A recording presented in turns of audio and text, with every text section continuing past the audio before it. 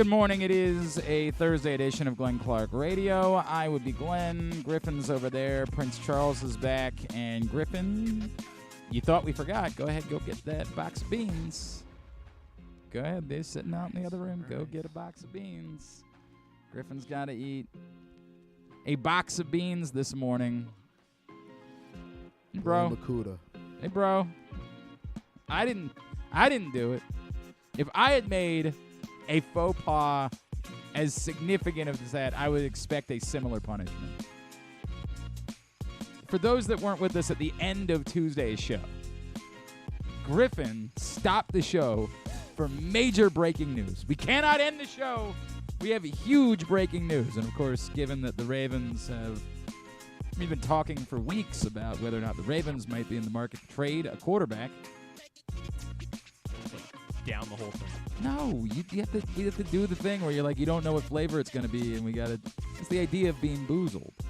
Yeah. Which, of course, if you ask my kids, is the reason why I was puking the day of our drinking show. Which it was. They were like, Dad, you ate too many jelly beans. I said, yep, that's the reason. That's the reason, boys. Dad had too many jelly beans. That's why he's puking at the Cheesecake Factory. That's a thing that occurred in my life. Very proud moment for everybody in my family. Very proud moment. We go to the finest restaurant in all of town, and there's Dad puking in the bathroom.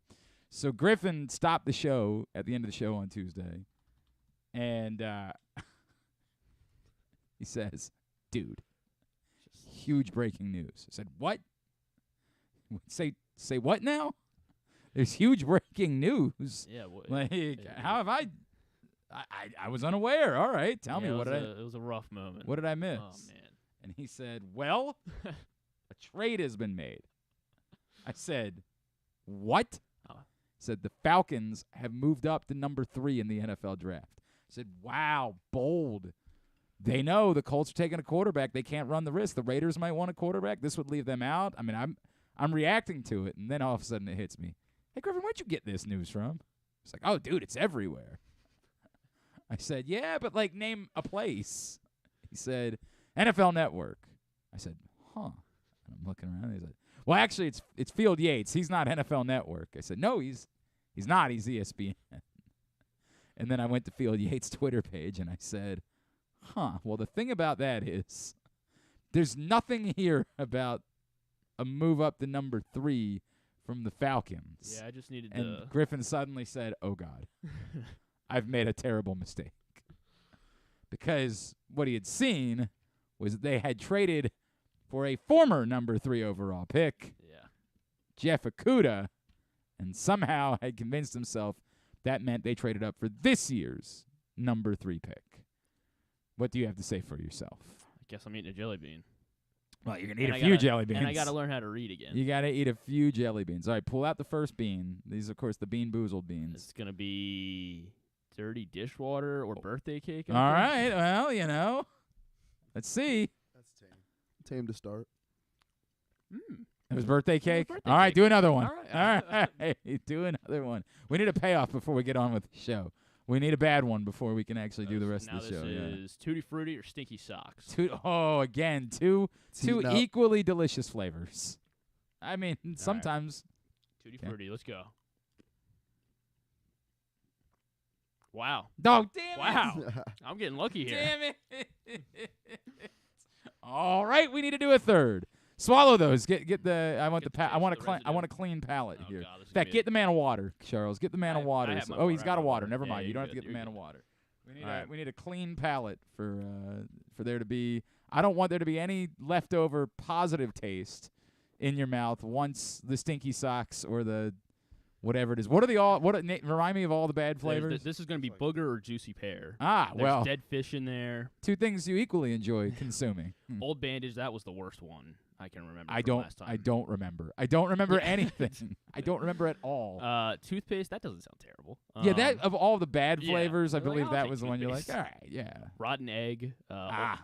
Stink bug. Yeah. Barf. I definitely still was tasting stink bug when I was puking later in that day. I was still tasting stink bug. And liver 100%. and onions. All right, let's see what the. All right, so this is booger or juicy pear. All right. No. You didn't go 3 for 3. Yeah, I went 3 for 3. Son of a bitch. Maybe I got a dud box here. Well, all right, we're going to have to go for a 4th. We don't have a choice. We need you to get one bad one before we can move on with the show. We have a lot to do today coming up on the program. God, no, this is going to be the old bandage or pomegranate. Come on, old bandage. Pomegranate. Come on, old bandage. For God's sakes. For God's sakes, let us move on. Oh! Yeah! There we go. Oh, my God. Oh, That's this what is we the one. needed. Oh That's my what we needed. This is the one I just kept getting too last All right, time. we can pause for a little while here. We can pause. We'll revisit the bean-boozled box in a little bit. We needed that. That was the money shot. That was what we needed. Again, because you got to make sure you check your sources. Griffin, I think, is looking to have even bigger opportunities. I know it's hard to believe bigger than Glenn Clark Radio. But Griffin's looking for even bigger opportunities in the media world, and you can't make these types of mistakes No, you cannot. in the media No, world. no, you So definitely we've can't. got to learn from our mistakes, which is what we're doing this morning by making him do the bean-boozled. All right, coming up on the program today, we haven't caught up with Dave Odom in a long time, the former Wake Forest coach, South Carolina as well. Once brought Wake Forest right here to Baltimore to play in the NCAA tournament with the great Tim Duncan and Randolph Childress. We're going to catch up with Dave Odom because he's now – what's his title with this event? He is the chair. Hold on. Yeah, make sure we have that right. Make sure – I've got an email about it. I'm sure I can pull it up. The Asheville Championship – hang on. Coach Dave Odom, the former national coach of the year, 3-time He ACC is the coach. chair of the Asheville Yes, the Championship. official chair. The chair of the Asheville Championship. Maryland basketball is going to play in the Asheville Championship next year with UAB, Davidson, and Clemson. Asheville, I have some friends, including John Proctor, recently made a trip to Asheville. Was telling me about how nice it is. Blue Ridge Mountain. So if you're thinking about maybe a place to go spend some time next November, it's not Thanksgiving week. It's before that. It's November 10th through 12th. So Maryland's playing in that event. We'll catch up with Dave Odom. Obviously, his son, of course, Ryan, was the coach at UMBC, pulled off such a historic upset, and now is the coach at VCU. So we will chat with Dave Odom here in a little bit. Also this morning, it's ironic because today is Fighting Words Day. We're going to do a lot of fighting words today because on top of our regular segment, Leonard Ellerbe is going to join us. Leonard Ellerbe is, of course, the CEO of Mayweather Promotions, was extraordinarily involved in discovering and raising up Floyd Mayweather, and now, of course, is involved with Baltimore's own Gervonta Tank Davis and getting ready for a big fight. You all right over there? Old Bandage is by far the worst flavor. I don't know, in man. that Stink whole bug was still it felt like I still had bug residue. I once had to eat crickets one morning during the show, and the worst part about it was that the little legs were still like in my teeth as the day went on. Like it was very difficult for me to wipe that out of my. I had grasshopper legs in Disney World. Why would you do that? Why would you choose we to went do to that? Mexico. I understand, but you and chose that. I had mezcal. I lost a bet. I had to do it. You It was like chose part of the that. drink that you. Oh, Yeah, okay, because you did the yeah, drinking yeah. around the world bit. All Yes, right, yeah, okay. It was pretty cool. If you say so. Sure, it cost about $1,000. Thanks, Mom. Yeah. Oh, okay. All right. Look at you. Look at you. Still getting that hookup, huh? Anyway, Leonard Ellerbe will join us a little bit later on. We'll preview Tank Davis and Ryan Garcia next Saturday on Showtime pay-per-view. And also this morning we make our weekly trip to Bowie to catch up with someone who I know all Orioles fans are very excited about. Coby Mayo is going to join us this morning as well, one of the team's top prospects and a man whose exit velocity is really impressive. Coby Mayo will join us later on this morning. The Lamar-O-Meter is brought to you by Glory Days Grill. Glory Days Grill, great food, good sports. And today we move the Lamar-O-Meter, not at all. Oh. No movement, 92%. We leave it sitting there. Now, I mean, there was nothing that happened during the course of the day. There was no movement by another team to get up to number 3 in the draft. There was just nothing that was going on related to Lamar Jackson. Did OBJ come to the training Well, facility he today or arrived. yesterday? He arrived yesterday, and I'll be the one to say it. All of your lapel mic videos stink. I know that's become a thing now. They just like have people hold lapel mics. He's got the cute little mini microphone. No, Like it was a lapel mic that they just put a little flag on. Yes. Exactly, yeah. No. Those lapel mic videos are terrible. They sound. Yes. They all sound like this. Odom Beckham here. I'm happy to be in Baltimore. Flop Nation. Odom Beckham. That's what they all sound like. all lapel mic. I know we're like, hey, man, it's cool because then you don't have to travel with a real microphone, right? Like, you can just hold this thing. There's a reason why we knew this existed for 100 years and we didn't use it. Because it sounds like this. Hey, dude, I'm so happy to be here in Baltimore. Odom Beckham here. I'm really excited. Let's get to work. They all sound like that. They all stink. Stop it. The point got across. He's excited to be here. You're giving mall like vlog vibes. Yeah, like What's that? 16-year-olds on like TikTok. But like, that they go all through they it. all. commotion in the But background. now professional people use lapel mics and just hold them out like they're like, oh, dude, that's all we need. Yes, yeah, Ravens Productions could be. Yeah, you guys can afford to have a real. You don't have to do this bit just because it's what other people do on TikTok. You can actually get it right. Anyway, I'm sorry. That's not the point. Today they'll have a press conference, 1:00, and if something comes from that press conference, then we will use that to impact tomorrow's Lamar-O-Meter reading. I think a lot of people have said, well, are we getting to closer to the end of the Lamar-O-Meter? Not until we have a resolution. We will continue to do this until we get Lamar signing, stating that he will be there for training camp, whatever it is, until the plane is landed, we will continue to do it because you just never know. Again, what happens if Lamar says to the Ravens, all right, you got me Odell Beckham, I'm ready to go, but you got to pay me $50 million this year. And the Ravens say, no, not going to be $50 million. The tag says 32, that's the number. And then there's problems all over again. I get it. It might be boring. It might be that there are days where we just don't move the meter all that much, and that's not as sexy, and it won't get us as many clicks and all that, but the meter still exists until the plane has landed. So 92% remains the number for today. There is no movement on the Lamar-O-Meter, brought to you by Glory Days Grill. Great food, good sports. Orioles lose last night, and in particularly disappointing fashion. My streak came to an end. Oh, because you were at the game last evening. Yes, yeah. I went way to go, across jerk. like all sports. I went undefeated for over a year. Didn't you go to some Towson basketball games this year? Yeah. And they won every single one of them? They won. I went to a UMBC You didn't go to the game, Charleston they won. game? You didn't go to that? No, I didn't go to the Charleston game. Yeah, I Alright. went to a couple Towson games. They won. I went to the Ravens game in Pittsburgh. Went to any Maryland game I went to. They won. It was I had a great year. And then last night the Orioles. Dean Kramer was like, blah. No, yeah, he was not, and we'll get to that in 1 second. So yeah, the Orioles lose. The really disappointing part is the fact that they battled back. Yeah. That we got to see the thing that you pay for now, which is Adley Rutschman being a hero. You got that, only for them to yak it back up immediately afterwards to the Oakland Athletics. The bigger issue is not a single game, of course. The bigger issue, and I'll get to some of your responses today, but I've got a think tank. I'm doing it in the form of a poll because for whatever reason we struggle with these things when you can't just click a button when it actually requires you to share a thought. I like to have conversations. That's what I like about doing a show is we have conversations. Apparently we live in an age where nobody really wants to have the conversation. They just want to click a button and be done with it. I want to know if you're feeling genuine panic about the Orioles pitching at this point or if you're still inclined to say it's way too early to be feeling that. I want to know where you are with that. But again, I want a thought. I don't just want you to vote in the poll. I want you to click reply. Be a reply guy with me, would you? I want you to share any thought at all about what leans or why it is that you feel a certain way. This isn't like Would You Rather Wednesday. You're allowed to have a convoluted answer today. Like, I'm not going to admonish you. Ryan Frazier and I are not going to have a secret text chain going making fun of you today. You're allowed to have a complicated answer. It's okay. I'm looking for thoughts today. I want to know where you are between legitimate panic and let me be honest with you, because we're going to get to your responses throughout the course of the morning. Let me be as honest as I can about it.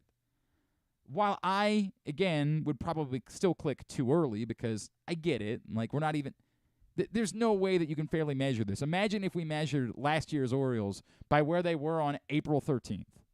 We would feel like silly geese. But I do think there's room in there to feel concern beyond just it's a sluggish start to the season. I think there's room in there to say it's totally possible that what you saw from Dean Kramer and Austin Voth and maybe even Kyle Bradish a year ago is not legitimately what we should have been able to expect from those guys this season. That it might just be that they all kind of had a good season, more so than that they are really, truly quality Major League pitchers. So I'm concerned. I'm concerned that the Orioles, by the way, Cole Irvin hasn't been particularly great either. Let's be reasonable about that. I'm concerned. I'm not panicked because, again, I do recognize it's far too early to be panicked. But I have concern that we maybe bought into a little bit of fool's gold a year ago with those guys. And when we said, hey, look, we would like the Orioles to sign pitching, but to be fair, they've never had this much starting pitching, we were predicating that off of one season's worth of quality. Dean Kramer does not have a track record of being that guy. It's not like what Dean Kramer did a year ago was what we had been expecting for years, and he had been a guy that we were like, maybe. But he was never Grayson Rodriguez. He was never even DL Hall. He was a guy. So was last year really what Dean Kramer is as a Major League pitcher, or is there a chance that what we're seeing so far this season is more of the story of what Dean Kramer will be as a Major League pitcher? I think it's a reasonable question to ask. The bullpen was the biggest concern for me to start the season. You're still going to get Tate and Givens back at some point. But, the CNL Perez thing, it don't look good. It don't look good at all. I'm concerned. Maybe not panicked, but these are the Oakland A's that you're getting kind of rocked by. These are guys that you don't even know who they are. This is, the players that would have been playing for the Orioles in 2019 that are rocking you. Jace Peterson. Literally, Yeah. Some of those guys. By the way, Ryan O'Hearn rejoins the Orioles today as they sent down Anthony Benboom. And so Stauer stays down. Yeah, meanwhile, Franchi Cordero continues. I have to add Franchi on my fantasy team. I need outfield help. That is rough, man. That is just, it's so, Rita kept admonishing me about that. Like, they didn't need more hitters. They needed more defense. I'm like, Rita. Clearly they needed, I hear you. It's not like I'm telling you you're wrong, but this is still tough. This is still very difficult. If he was in, San Diego, we wouldn't care. No, we wouldn't give a rat's ass. This is still really, really difficult to deal with. So, that's my question today. At Glenn Clark Radio on Twitter. I just want to know, where are you between legitimately panicked, legitimately really worked up about whether or not, I get it. Kyle Bradish is going to be back soon. We hope he's going to make a start. And Bowie, I will bring that up with Coby Mayo. And then you presume he's back. John Means will be back at some point, and that'll be nice. But can you stay afloat long enough in order to get John Means back? And how is it stabilizing between now and whenever John Means comes back? Those things are real to me. Are you panicked, or are you still willing to say, look, I get it, not great, but far too early? That's what I want your responses on, and we will share them throughout the course of the morning. Again, at Glenn Clark Radio on Twitter is the way to get in. Today's show is also brought to you by your local Toyota dealer and buyatoyota.com. The Toyota Tacoma comes in a range of models and trim lines, so you can choose the perfect Tacoma to reflect your unique personality and driving habits. Check out buyatoyota.com for deals on new Tacomas from your local Toyota dealer today. And, of course, we should point out the Orioles do indeed wrap up their series of the Athletics matinee action today. Adam Oller is on the mound for Oakland, which is definitely something I've heard of before. I totally know what an Adam Oller is. He's allegedly a right-handed pitcher of some sort. What's matinee for MLB? What time? So today they're playing at 1. One? They're playing a true getaway, 1 o'clock game today. I'm thinking 11 a.m. That's what I initially had in my head. No, I believe matinee has to be afternoon. Okay. I think I don't. You know, I got to be honest with you now. I'm second guessing. Like, what is the definition of matinee? When I was 15, going into 16, I worked at the movies. You know what? You're right. It's just daytime, so matinee would include 11 a.m. You're right. I worked at the movies, and they like all the 11 a.m. shows they called matinees. Yeah, like the ones where you just sold a couple tickets here and there. Yeah, I know. I'm familiar with that. That was the best time to work in the movies. Not when because nobody was there. Yeah, right. To the door. Yeah, it does seem like a good time to be there. Cole Irvin goes for the Birds today again, 1:00 for that. And if you happen to live in another market, good news for you. You can watch today's game on MLB Network. We'll talk about that more coming up during Totally Tubular. But they wrap up that series before the Birds head to Chicago for 3 games this weekend. Right now, it's been a long time. The last time I saw our next guest was the day that what's the Chesapeake Employers Insurance Arena opened at UMBC, and they took it on the chin against Vermont. Of course, they would avenge that loss just a few weeks later. That's the last time I saw our next guest. He is the chair of the Asheville Championship, and next fall, or this coming fall, the University of Maryland is going to be participating in that event. Joining us now, legendary former coach at Wake Forest and South Carolina, once brought his team to Baltimore to play in the NCAA tournament. He is Coach Dave Odom, and he is with us now here on GCR. Coach, it's Glenn. It's great to catch up with you. Thank you so much for taking a couple of minutes for us this morning. Oh, my gosh, my pleasure. I always take advantage of an opportunity to talk about basketball, and especially our brainchild that we call the Asheville Championships. And we're just delighted to have – hey, listen, I think we got the best field that we've had in the 3 years that we've done it. And certainly University of Maryland is key for that. I'm going to guess that the field was already set. Did you at least attempt to call around and see if maybe you could switch out somebody to get VCU in the event this year, Coach? No, I'm saving the prize for another year down the road. So, but we'll get to that for sure. It's already been mentioned. Believe me. I have no doubt that's the case. Coach, I just had some friends who took a trip down to Asheville. For anyone who hasn't been down before, I know it's a really special community, a really special place. To have this event, as you point out, what a field, Maryland, Clemson, Davidson, UAB. What will people need to know about maybe starting to plan now for a trip to travel down with the Terps in November? Well, first of all, it's a destination. And you could say that about a lot of places, but really mean it about Asheville. It's the time of the year when the leaves are changing colors, going from green to the multicolors of fall. You've got the yellows and the pinks and all the greens and everything mixed up, and it's just absolutely a gorgeous time.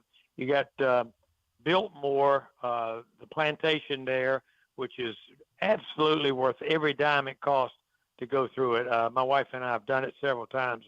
It takes you back to the old days, but what a unbelievable plantation it is, and something to really talk about.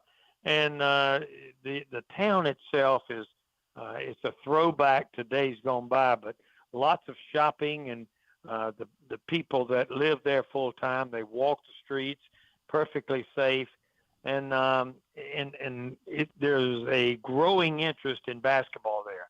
They always hold the Southern Conference championships there in the spring when championships are played. But this will be our 3rd trip there to Asheville, and it's growing each and every year. And I think this year we're going to have the biggest crowd we've had and the best teams. It's interesting you bring it up, Coach. I'm sure there was probably a bit of you that was a little bit sad when Maryland left the ACC a few years back, thinking back on some of the legends. Whoa. More than a little bit. Yeah. I was devastated with a lot of people. I'm telling you, Maryland was very much a part of the ACC as we who grew up knew it to be, and it just broke my heart when they left. There are still lots of folks this way that are not over it a decade in and very much not over it to this point. And there were legendary matchups. I think about one particular night where LaRon Profit definitely got the shot off in time, Coach. No matter what you say, I know he got that shot off in time in that game when you guys were number 1. Well, he got it off in time to go to the bus to go back home. That's all. We are grateful that they didn't put instant replay in place until a few years later. We are grateful for that because it allows me some plausible deniability to truly believe that shot got off in time. But when I bring that up, it's to say I remember talking when Kevin Willard arrived, and one of the things he looked at in the schedule is he said, we want to go south for some of these events in the coming years. We want to go that direction. One, because it's nice for your fan base to go somewhere. Maybe it's a little bit warmer, a bit more of a destination trip, as you bring up. But two, it kind of taps into those old ACC roots, right? And Maryland playing in an event like this probably reminds a lot of fans of trips that they used to make down to Wake Forest or North Carolina and NC State, and maybe tries to invigorate a fan base that hasn't perhaps been as excited about making trips to Lincoln or Iowa City in recent years. Yeah, well, let me tell you something else. That I've been doing this now 14 years. Not Asheville, but I do the Maui tournament as well. Okay. And we've tied the two together in certain ways. When we had this brainchild to start something in Asheville, Coach Turgeon, who was there, a couple of regimes ago, was kind enough to at least entertain it and let me present it to him. And I tell you what we've done, with Maui and other tournaments similar to that, 18 tournaments, you're going to play 3 games in 3 days. And some of the coaches in the country have found that to be a bit objectionable, if you will. It kind of wears their teams out and right at the start of the season. So we came up with the idea, why don't we have a tournament for those that want to do it, where there are only 4 teams, and you would play 2 games, and you're not going to come out of it too tired or too. You'll find out what you're all about because you played some really good competition. Yep. You don't need 3 games to do it, and so those that want to play the difficult competition but only do it for 2 nights, this is for you. This is for them. And Mark Turgeon was kind enough to say, I want to do that. We're going to get Maryland in the Maui tournament a couple of years down the road. Like that. So it's going to work for both, I think. Hey, Coach, I just want to put a bug in your ear. If you think it might be helpful to come have us broadcast from that Maui tournament, or even from Asheville, let us know. I knew as soon as I mentioned Maui, we're going to have a different conversation. I knew that.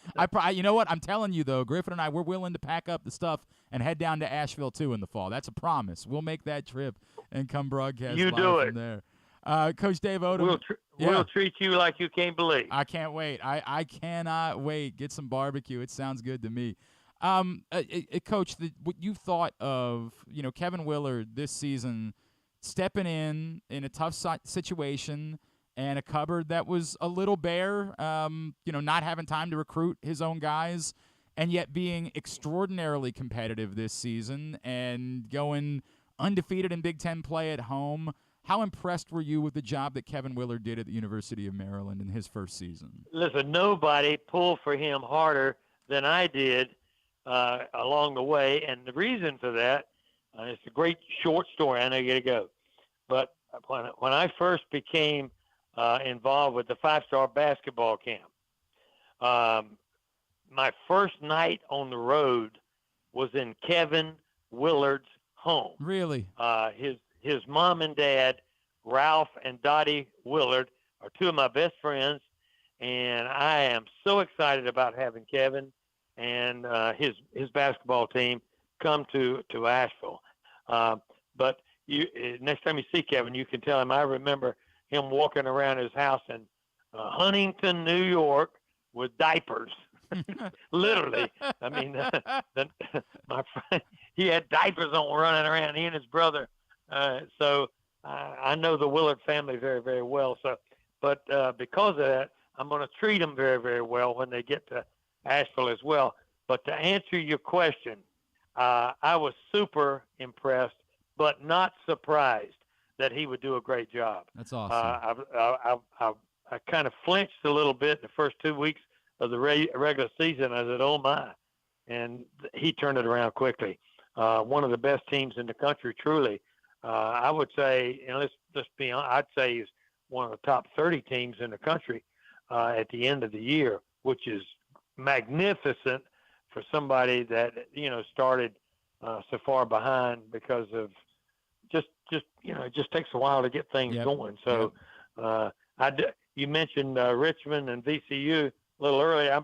I hope my son does as well at VCU as Kevin did at Maryland in his first year. Let me cover two things with you quickly before we let you go, Coach. One, I was talking to Randolph Childress actually just a couple of weeks ago. He was on the show, and we were reminiscing about 1995 and you guys playing at the old Baltimore Arena in the NCAA tournament, which was the last time that the city of Baltimore ever hosted the NCAA tournament. So they have refurbished that building. It is amazing. We just finally reopened it last week. It's a really exciting time.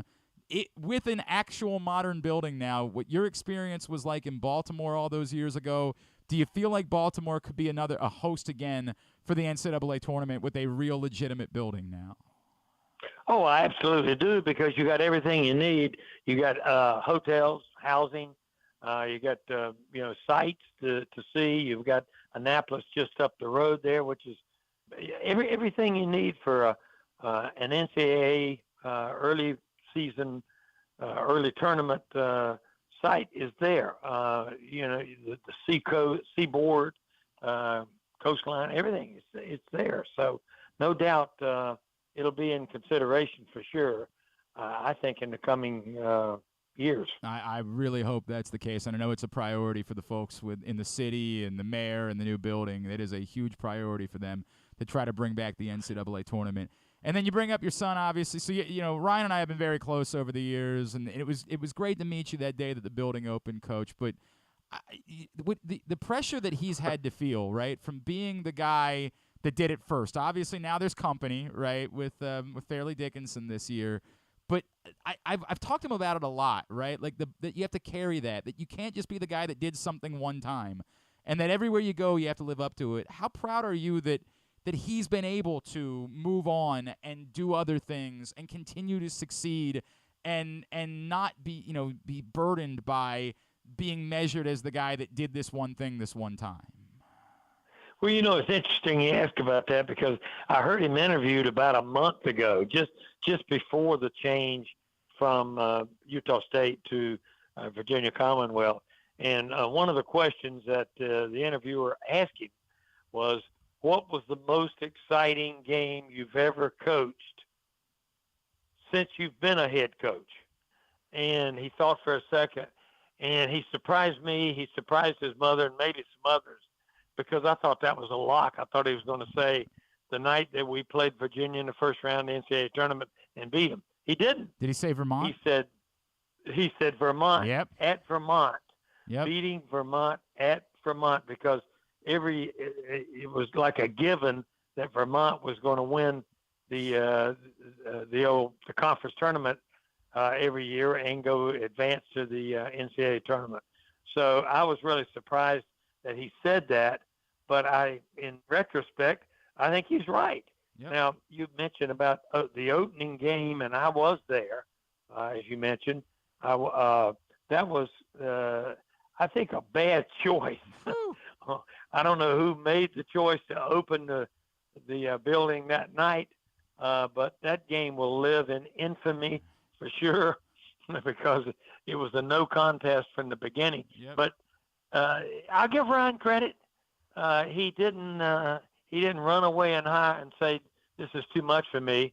He buckled his belt and he went to work, and he built it every single year. I think he was there 5 years. He built it every year. He's better team, better team, better team. Yep. And so I was really proud of him. I hope he can do the same at VCU. I think he can. I think you're right about that. I think it was a home run hire for them, and I no doubt that he is going to continue to be successful. The Asheville Championship, November 10th through 12th. A great opportunity to travel down, see some great basketball. Obviously, Jameer Young's back for Maryland, as well as now Dante Scott, Juju Reese. So a veteran team returning with a really highly touted top 15 freshman class, and who knows, maybe another big man to be added into the mix between now and then. Well, I would really encourage the Terp fans to make the trip down there. Support those Terrapins. They deserve it, and the fans deserve a nice trip, and we'll give them that, a nice experience at Asheville. AshevilleChampionship.com. Coach Dave Odom, really a pleasure. Truly appreciate you taking a couple of minutes for us this morning. Let's be in touch. We'd love to come down and see you in Asheville this November. I will do it again, and I'll take you for your first beverage, adult beverage, if we will. I love it. Thank you, Coach. Coach okay. Dave Odom, legendary former coach at Wake Forest and South Carolina, and the chair of the Asheville Championship. John Proctor was telling me it's a neat town. It's a really neat town. I've never really spent any time in Asheville, so I'd be up for it. I'd be up for making although it's a second game is on a Sunday. That's a little tough for us. It's not the ideal day for maybe us it'll to be a be bye away. week. Or it'd be nice if they maybe played on Monday night that week or something like that. Or if they played on Thursday, we could work around it somehow. Perhaps, or we just go down for Friday. We can't stick around for Sunday. Life will go on. Maybe work something out, man. I'd love to. I've never spent any time in there are a lot of cool towns. Like I had never spent any time in Charleston before. I went on a trip 4 years ago. I think the summer before the pandemic. We took a trip to Charleston. It's awesome. Like I would bathe in Rodney Scott's barbecue if I had the opportunity. Charleston is awesome. It's incredible. I've spent some time in Savannah over the years, another really neat southern town.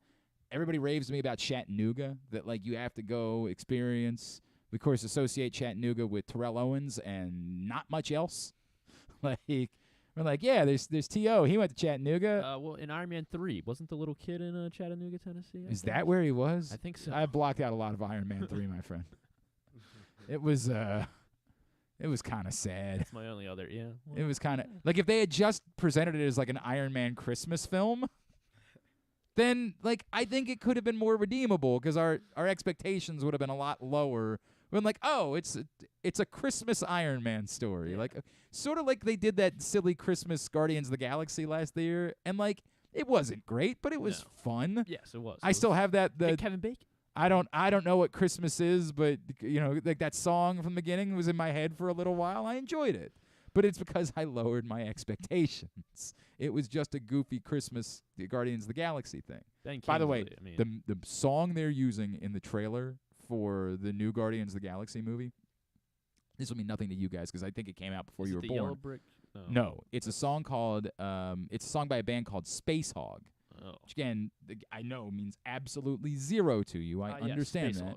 In the Meantime is the song. And they've done this, the really orchestral, dramatic version of the song in the trailer, and it's the coolest thing I've ever heard in my life.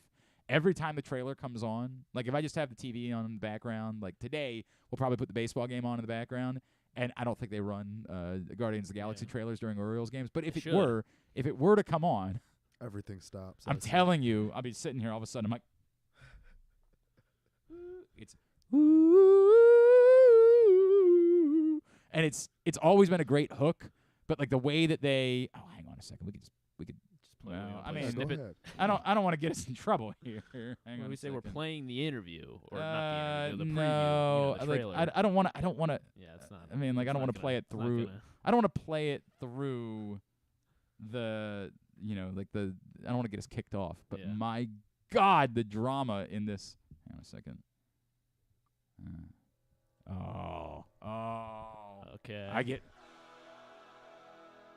Spacehog. This is not what the actual song sound. The actual song is amazing. It's incredible. It's one of the best songs of the alt genre. Got it. But this version of the song is somehow maybe even better than that.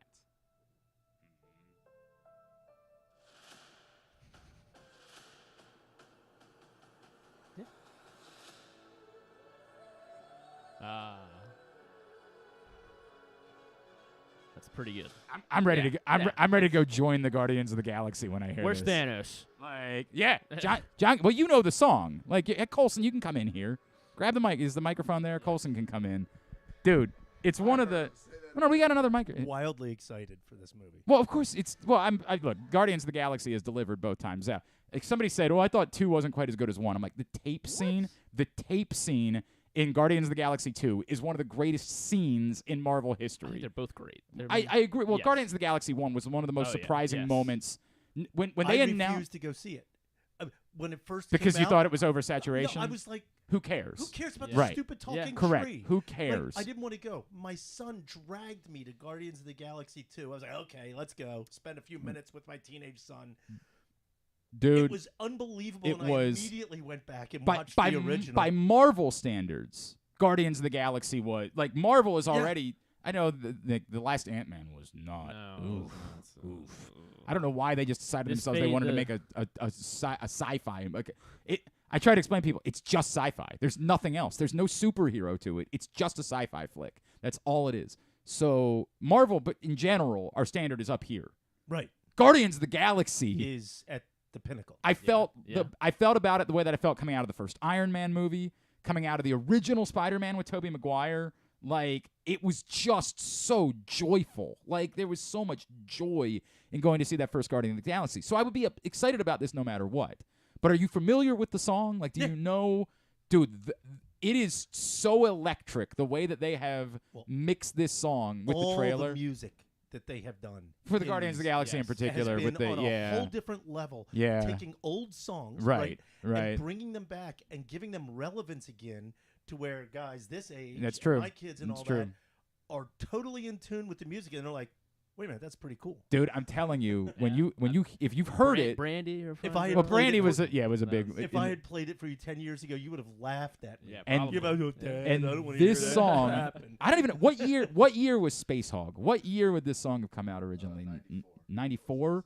Wow. I would have guessed it was 91. I thought it was in the 80s. So. Yeah, right. Dude, the song is incredible. I'm telling you, as a guy that worked on it at HFS, like I grew up Oh, yeah. listening to I did HFS. too.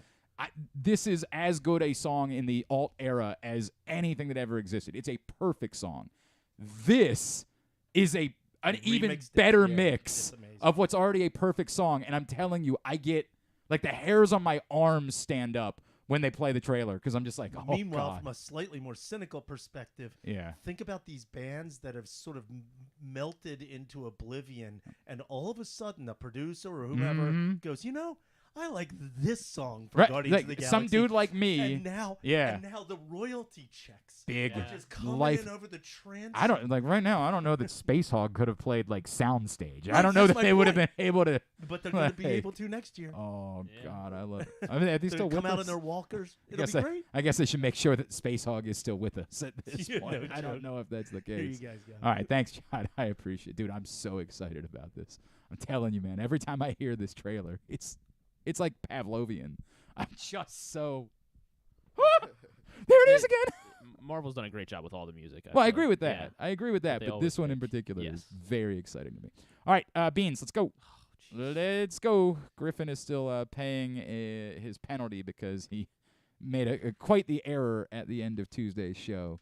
And so because of that, he has to consume some more bean-boozled beans. What you got? I guess this is gonna be either stink bug or marshmallow. Let's go stink bug because toasted marshmallow is pretty good. Yeah.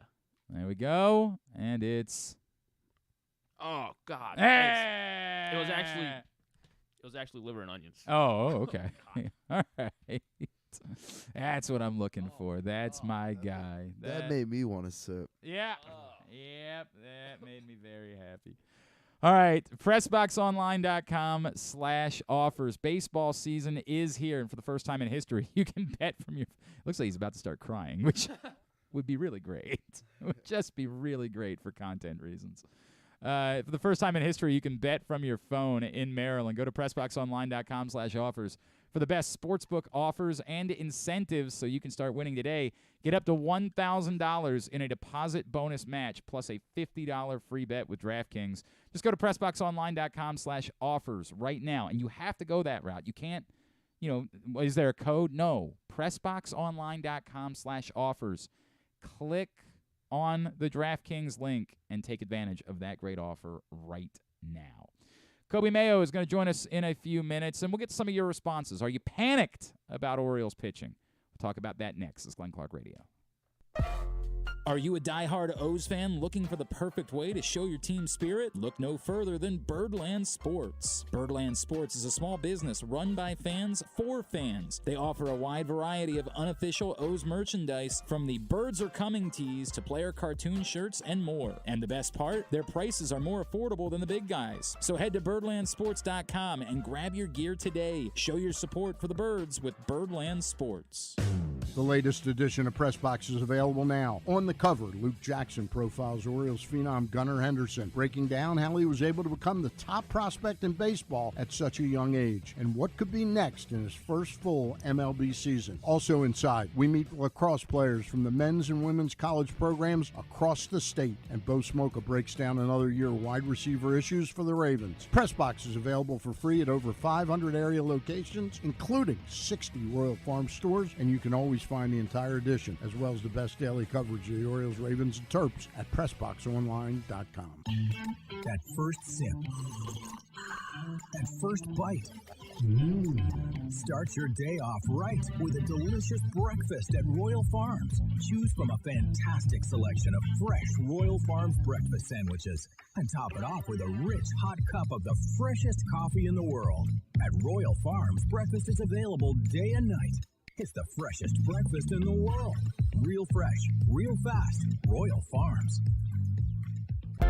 Harford Community College in Bel Air, Maryland, along with the National Junior College Athletic Association's Region 20, will host the 2023 NJCAA Men's Lacrosse National Championship May 13th and 14th at Harford Sports Complex, 401 Thomas Run Road in Bel Air. Semifinals are on Saturday, May 13th. The National Championship is Sunday, May 14th. Catch the action for $10 each day. Tickets will be available in advance or at the gate on game day. Qualifying teams will be announced. What air conditioning company can save 50% of your energy cost and qualify you for up to $7,500 in rebates? A.J. Michaels. We do more, we do it better for less. In Baltimore and Annapolis, ajmichaels.com. If you miss anything on the show, don't forget that you can watch full episodes at youtube.com/pressboxonline, and you can download podcasts on Apple, iTunes, Amazon, and Grindr. Wait, did I say Grindr? I don't think that you would find it on Grindr. Not that I know what's on Grindr or anything, I swear. On second thought, you know what? I don't care what you think. Here's Glenn. All right, back in here on GCR. It is a Thursday edition of the program. If you missed it, early in the week, Stan the Fan Charles Ross Grimsley caught up with author Lee Lowenfish, talking about his book about sort of the death of scouting in baseball. And then coming up tonight, someone that Charles and I know well, Brett Adams, Stevenson Athletic Director, will be joining Stan the Fan Charles and Gary Stein. This week, Stevenson opened up, they held their grand opening ceremony for the Owings Mills East Complex. Also going to be hosting the NCAA Men's Volleyball Championships later this month. Don't get yourself. Don't stop.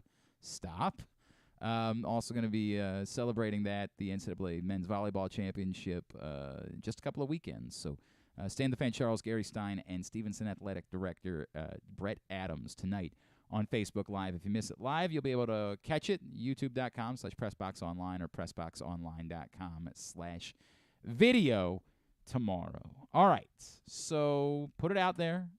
At Glenn Clark Radio on Twitter. Are you closer? Which one are you closer to? Are you closer to genuinely time to be panicked about Orioles pitching? Or are you closer to, yeah, it's not been great, but it's still way too early to overreact to anything? Right now, those of you that are only willing to click a button, 64% of you have said too early, which would mean 36% of you have said you're genuinely panicked. Jeez. Let me go over some of these responses from Gordo. If we weren't 500, I would be more concerned. Okay. 12 games in. Like, okay. So, like, if they had lost one more game, that's the difference right now? Like, that's a little bit of a strange measurement for it. Like, I don't know. Paul from Ovilando. I picked too early to overreact. Gibson's been solid. Irvin not so much yet. Kramer reverting to 2021. However, with a bunch of prospects about ready to be in the majors, I feel like the other shoe is going to drop soon on personnel moves and trades with starting pitching the target in return. Stan will be in tomorrow, and that's one of the things that Stan at the beginning of the season said, he's confident. He says he's confident that if starting pitching is the problem this year, the Orioles will make the moves necessary. Obviously, Corbin Burns is the one that kind of lingers out there that we all get a little bit titillated about when we think about. I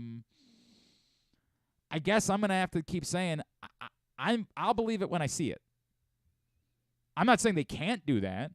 I'm saying a team that has not yet made a single bold move to acquire a baseball player, to commit to one of their own baseball. They have done nothing significant at all. I'm at some point, I'd like to hope they will, but I need to see it. Could they? Maybe. If the pitching really hurts them and they're, 8 games out in July, do they say to themselves, not worth doing this because, again, it's not going to make the difference? I don't know. I don't think the answer is coming. We're talking about nobody's making a trade in May. Like, it doesn't work that way. You're not getting your pitching help in May. These teams need to go a little bit deeper in the season and know their reality before they're willing to make the trades. So if that's your answer, it's not coming for a long time. You're going to have to find stability before the trade deadline. From Jay, still a little early. Outfield looks more concerning. I mean, I guess outfield defense, I get, has not been great by any stretch of imagining, but more concerning? Like, more concerning? No. I don't think I agree with that. Lawrence, it's early, but it's getting closer to hitting the panic button with guys like Kramer and Perez. Regression for them was projected, but the Orioles have needed them to be just average, and they haven't even done that. I think Givens and Tate being back will ease the panic a bit, though, in the BP. In the bullpen, sorry. I was like, the gas station? What are we doing there? Batting practice? Yeah, what are we doing there? Yes, in the bullpen. Justin, we have Bradish coming back, and DL needs to come up. Tate and Givens should be back. I think we should trade for a top-end starter and move Kramer to the pen. Randy, I did like this one. Randy Morgan says, now we know that when Elias said lift off from here, what he meant was the other team's bats, because we wouldn't spend any real money on pitching. He's probably not wrong. And as Orioles idiot points out on Twitter, Tate's injury was actually pretty serious. We might be lucky if he's back by Memorial Day, and that is part of the equation in the bullpen. This one from Chris was actually interesting to me. Chris got in and said, Glenn, obviously it's too early for anybody to be full-on panicked about anything yet, but if you asked me now, what would be the most likely reason why the Orioles are not competitive? It's obvious the answer is the pitching. So I'm clearly concerned about it, and the bigger problem is that I don't think there are internal answers that can bridge the gap until you get to John Means or until you get to a trade acquisition. That's what we were just talking about a couple minutes ago. Like, you're still months away from that. It has to be these guys. There is no one that's going to be magically ready. Yes, DL Hall could come up, but there's nothing that we've seen from DL Hall to this point that suggests that he's going to immediately be a difference maker. These are going to have to be the guys that figure it out, and so far, that's concerning. Plus, keep in mind that when the weather heats up, the ball tends to fly off the bat a little bit more, too. Yeah. I mean, same will go for us, too, I guess, but. Yes, but like the Orioles' offense hasn't been the problem. Like right. The problem hasn't been their inability to score runs. They've scored runs. They've hit home runs. They've even been tagging the left field wall. I'm not ready to panic yet. I mean, you feel like and they always play. Panic.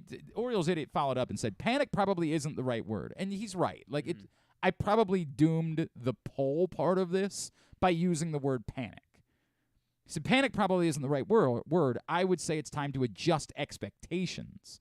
Staff will be a lot stronger when Bradish, Givens, Tate get off the DIL and Hall's promoted from AAA, but it sure looks like a team that will finish plus or minus 2 games of 500. I hear you.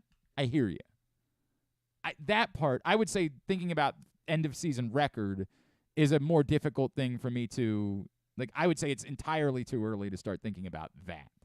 But to say, again, if things don't turn around somehow with the pitching, it's going to be very difficult to consistently beat good teams this season. Hell yeah. It's definitely going to be very difficult to consistently beat good teams this year.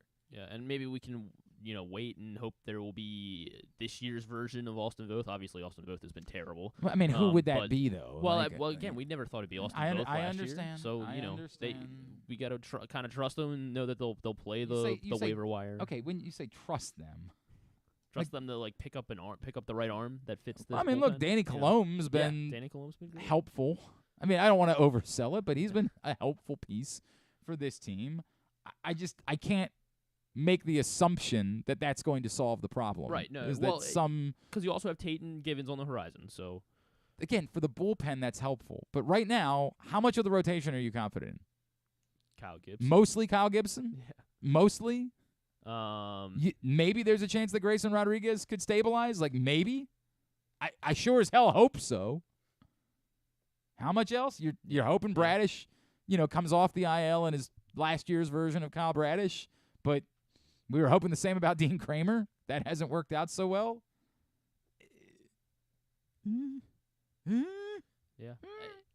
I mean, these guys will get. I mean, they all have and look, if inflated ERAs right now. If your answer is it can't be as bad, combined with someone's going to start pitching well at Norfolk. Someone is going to give them good innings, and whether that's a bullpen arm for you, a spot starter, whatever it is, there's going to be a hot hand that is going to come into play. I haven't even looked to see if anybody's off to a particularly good start at Norfolk this season. If Bruce Zimmerman, for example, is off to the type of start that you could say to yourself, well, maybe he can give us some. Of course, again, imagine trying to sell Orioles fans on the idea that Bruce Zimmerman is going to be the answer to help you with your pitching problem. Imagine trying to put that out there. But, to the point, somebody might be able to help you with innings. And he was last month. He was the bright spot for the first. By the way, you know who it is that's been off to a great start is Spencer Watkins. Spencer Wow. Watkins has been off to a 10 innings. I say great start. He's actually he's not given up that many runs, but he has put 15 guys on base over 10 innings. It's a 1.5 whip. He's not. It's fine. He's off to a fine start. Drew Rahm is off to a very good start. Over 11 innings in 2 starts. He's been excellent as he's put just 11 guys on base over 11 innings. So what's the more likely option of improving it? Pulling guys up from the system or trying to pick off agents and trades? The trade thing can't happen for months. It can't happen for months. It's got to be stabilized before then. Yes, at some point that could be an option, but you got to stabilize the pitching internally in order to get to a point where you can consider making a trade. Hey, expert and award-winning A.J. Michaels Heating, AC Plumbing, and Home Performance will improve your home's energy efficiency and comfort levels. AC season is coming up fast. New rebates and discounts are available. More at ajmichaels.com. Quickly, a bean before we talk to Coby Mayo. Quickly. All right. He screwed up the other day, so he's got to eat this bean-boozled All right, it's going to be either rotten egg. Come on, rotten egg. Or popcorn. Come on. Oh, yeah! 3 for 3. That's what I like to see. 3 for 3. I love that. Oh my God. All right, our next guest is a man who, when he makes contact, it is loud. We make our weekly trip down to Bowie to chat with a member of the Baysox, and our pleasure to catch up one of the Orioles' top 10 prospects. Griffin's got to get himself together. He is Coby Mayo, and he's back with us now here on GCR. Coby, it's Glenn in Baltimore. It's great to catch up, man. Thank you so much for taking the time for us this morning. Yeah, it's always good to talk to you guys. How you doing? It's great, man. It's great to catch up with you. Dude, whenever the ball – has there ever been a time where the ball came off your own bat and you were alarmed by how loud the contact was? Have you ever been like, whoa, that one was loud even for me? I would just say, whenever you make that kind of contact, it feels – there's no better feeling. Yeah. It's a different feeling than anything you'll ever get in life. I would say, that feeling is unmatched for sure. Really? But okay. So let me ask that: is it if you make that type of contact and the ball happens to be caught or something like that, is it still, versus maybe somebody has an opposite field sort of excuse me home run, but it gets out. You're saying it's a better feeling to make that type of contact. You're more excited even if the result isn't what you wanted than if you get a good result on a swing that you're maybe not quite as proud of. Right. I think if you can get an excuse me homer, it's always nice, but I think more times than not, when you crush a ball, you're going to get positive results out of it. So, unfortunately, baseball is a game where you can crush balls and not get credit for it. But no, I would rather crush a ball than.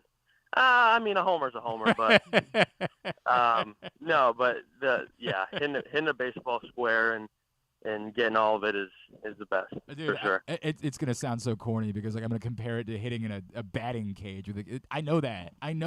Like when you feel like you hit the ball really well, somebody would be like, "Dude, that was a lazy fly ball to left field." I don't care, man. It felt good. Like it felt. Yeah, no, for sure. Exactly. There's something about that, man. Coby, how good have you been feeling with that in mind? There was so much made not only through the spring, but the start of the season with that contact that you've been making, and your exit velocity has been ridiculous. How good have you been feeling about your swing as you've been rising up through the system? Yeah, I just think every year, you learn more and more, and the Orioles do a good job of helping you, with just becoming a better baseball player and, with getting stronger and learning how to use your body and with the hitting and just everything. So, yeah, I've been feeling good, feeling good at the plate, feeling strong, feeling really confident, which is number one. You have to feel confident in the box. Good. I'm ready to get this really going. Is there something in particular that, you got a little bit of taste of this level a year ago, you're back there now, you've been rising quite steadily through the system. Is there something in particular that for you would say, hey, this is what my focus is now? We know the answer is always consistency, right? Like we get it. Like that's everybody's goal. But is there something besides just consistency that you're uniquely focusing on as you're getting more of a taste of this level of pitching? Yeah, I think last year, coming up and after being injured a little bit when I got to AA, coming back, it's, you're just trying to settle in. But I think this year I'm settled in and I'm really confident. I think being confident in the box is really key for me, and saying like, hey, I'm better than you, looking to the pitcher like I'm better than you. I'm going to get you, if you get me out this time, you're not going to get me out next time. That kind of mentality. And it's been working, and I've been feeling really good in the box because of it, and just feeling like the pitcher doesn't have anything good enough to get me out, having that mentality. I think that's being confident in the box is, you got to be confident. You got to be confident, or the pitcher's just going to beat you, or more times than not, he's going to beat you. Have you noticed that, like, your reputation is starting to become something significant? Like, you and I have talked more, over the years about maybe some of the pressure internally in this system that comes along with, you having being, a guy that signed over slot and with heavy expectations. But are you starting to notice as you've had success that, like, other pitchers are, more aware of you and are pitching you maybe a little bit differently over the course of the last year? Yeah, I think you got to take advantage of the pitches you get that are in the strike zone. Hitting's the hardest thing in all of sports, so you got to make it really simple, and you got to take advantage of the pitches in the zone, and you got to, you got to do something great with it. I mean, look at Aaron Judge last year. He hit 62 home runs, and right. They were still people think that, like, oh, why would you still pitch to this guy? Well, they really weren't pitching to him. He was just hitting anything in the strike zone. Yeah. He would take his walks, but when he got a pitch in the zone, he would take advantage of it. So it's staying stingy. It's staying stingy and not chasing, which is hard to do, but taking advantage of those pitches in the zone. Coby Mayo is with us. The Baysox got back home this week. They'll be home throughout the course of the weekend. Tonight, happy hour at Prince George's County Stadium before the game. This weekend, events also include fireworks night, and kids run the bases tomorrow, fireworks again on Saturday, and on Sunday, all fans can run the bases. So if you're like Griffin and you're into your 20s, but yet you still dream of being a child and running the bases, you can go do that at Prince George's Stadium this Sunday with the Bowie Baysox. Coby, third base. We saw some of the plays that you were making in the spring. How much have you felt like settled there? Like, that's my spot. I'm comfortable that that's what I'm going to be doing moving forward. Yeah, I do feel really good at third, and like a lot of the credit goes to a lot of the coaches at Big League Camp that have helped me out a lot. And yeah, I do feel good over there. And I know it's a loaded system and a loaded Big League team with guys who can play infield, but I really believe that I can stick at third base.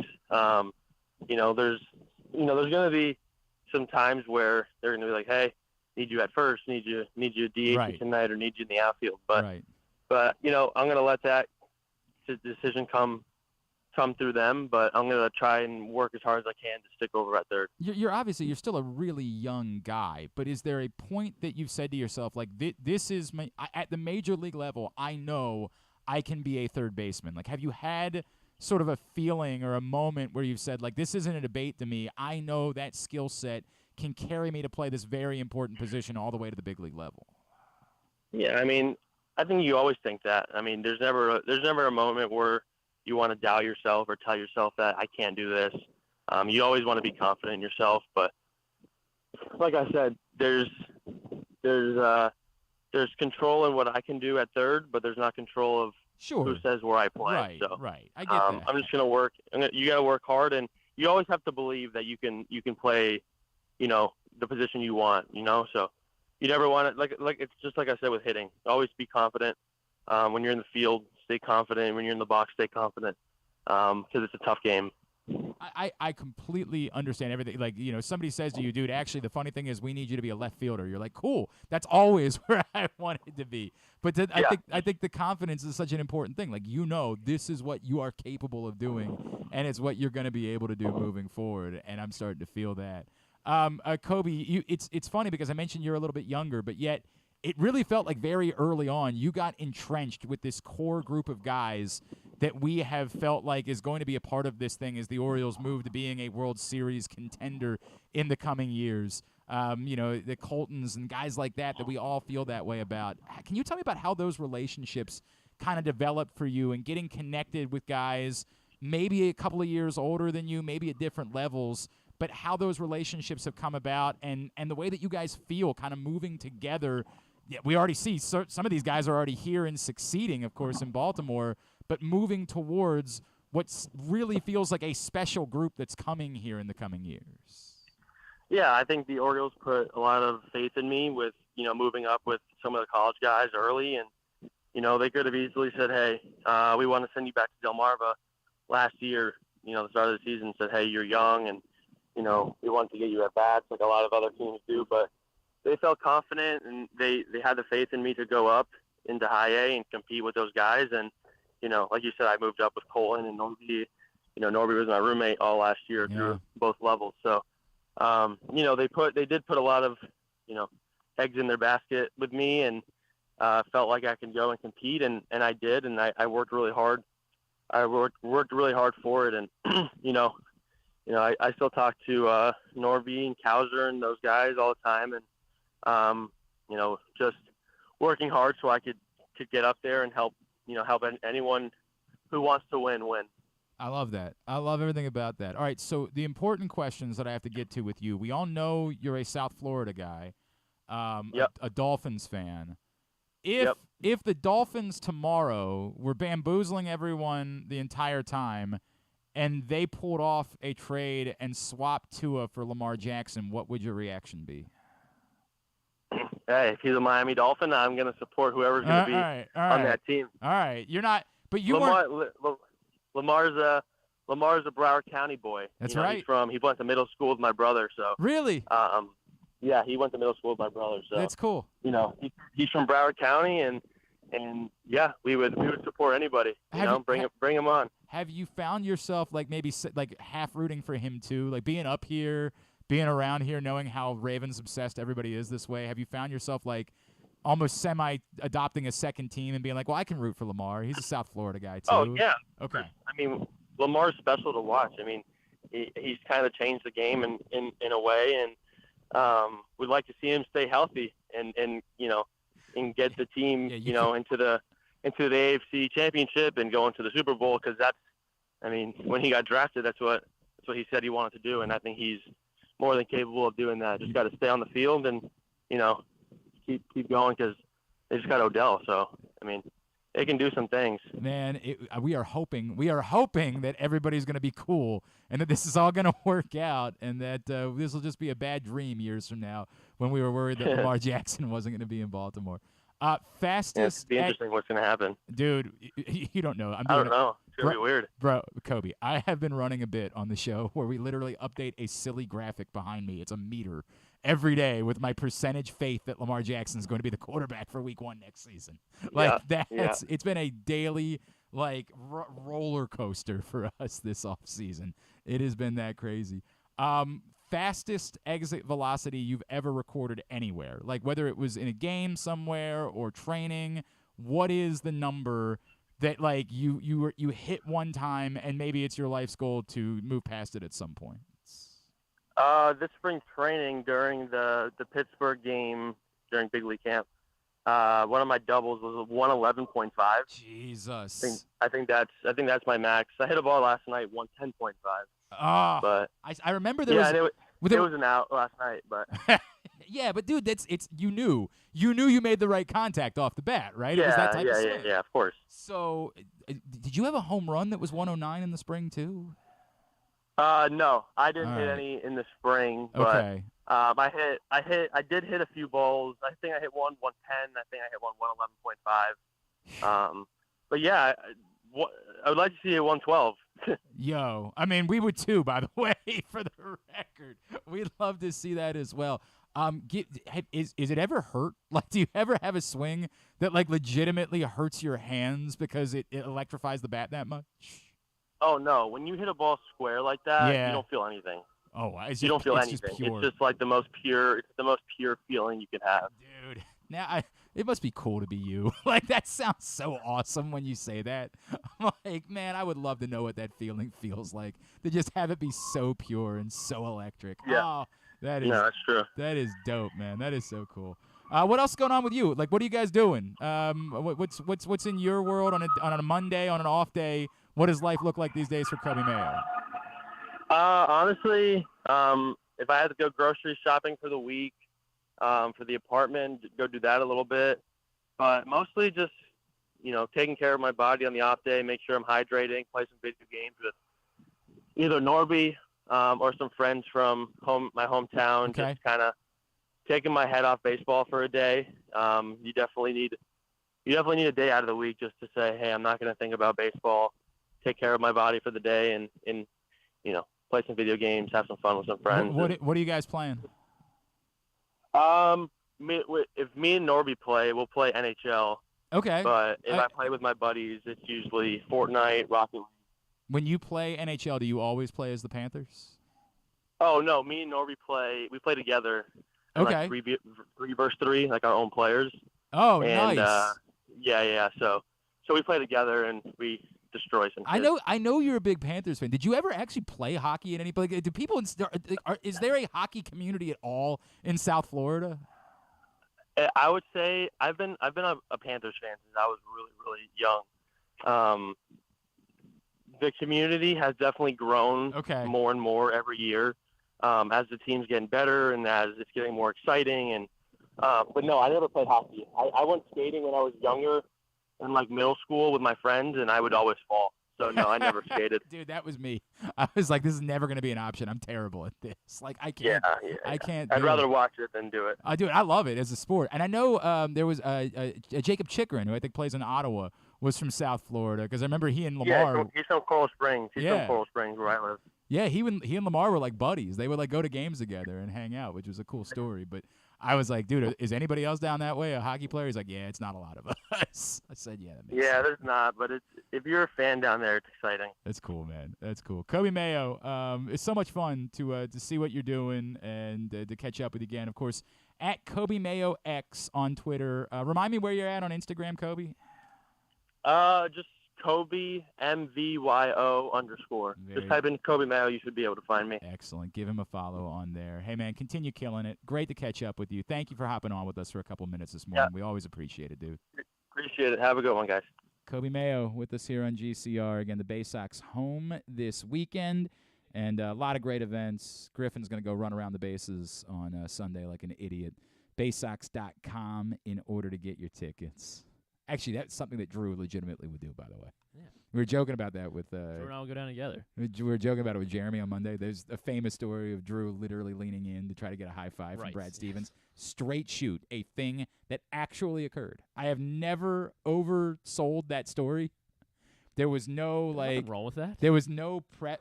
There was no dude, watch what I'm about to do. I legitimately, Drew, Luke Jones, and I were all at the Butler. I don't know who they were playing. This was before they were in the Big East. It might have been Wright State.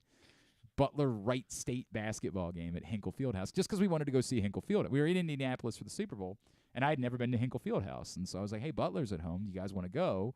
And then we were talking about it one day, and somebody with the NFL was like, oh, we'll take care of it. We'll get you tickets. And, I think there are other people that want to go, so we can kind of coordinate transportation for everybody to ride together. I was like, dope. We're in. Absolutely. Let's make it happen. So we're just checking out the building. Like we didn't care about the game. It's not like we're Butler fans or anything like that. We just wanted to. Who won? I'm pretty sure Butler won. Okay. Yeah, that was when they were dominating. Whatever that was, it the Horizon League that they were in before they joined the Big East. That's where Wright State is. So yeah, I'm pretty sure that's the league they were in. And I think I do for some reason think it was Wright State that they were playing that night. But this is after they had made their Final Four runs. This is like when they had established themselves as a program. And so we were just there to take in Hinkle Fieldhouse, which if you've never been, it's a wild place, man, because it's all this way. Like it doesn't extend out. It looks like the largest square ever. Like it just looks like a big square. Well, and the seats just go there's all these the way to big open windows, windows, so sunlight can come in during the day if you're playing an afternoon game there. Like it's a wild place, and of course everybody associates it with Hoosiers. Obviously, so it's sort of this legendary building. And I've been to Cameron Indoor Stadium. I've been to the Palestra. I've been to these places. I wanted to go check out Hinkle Fieldhouse.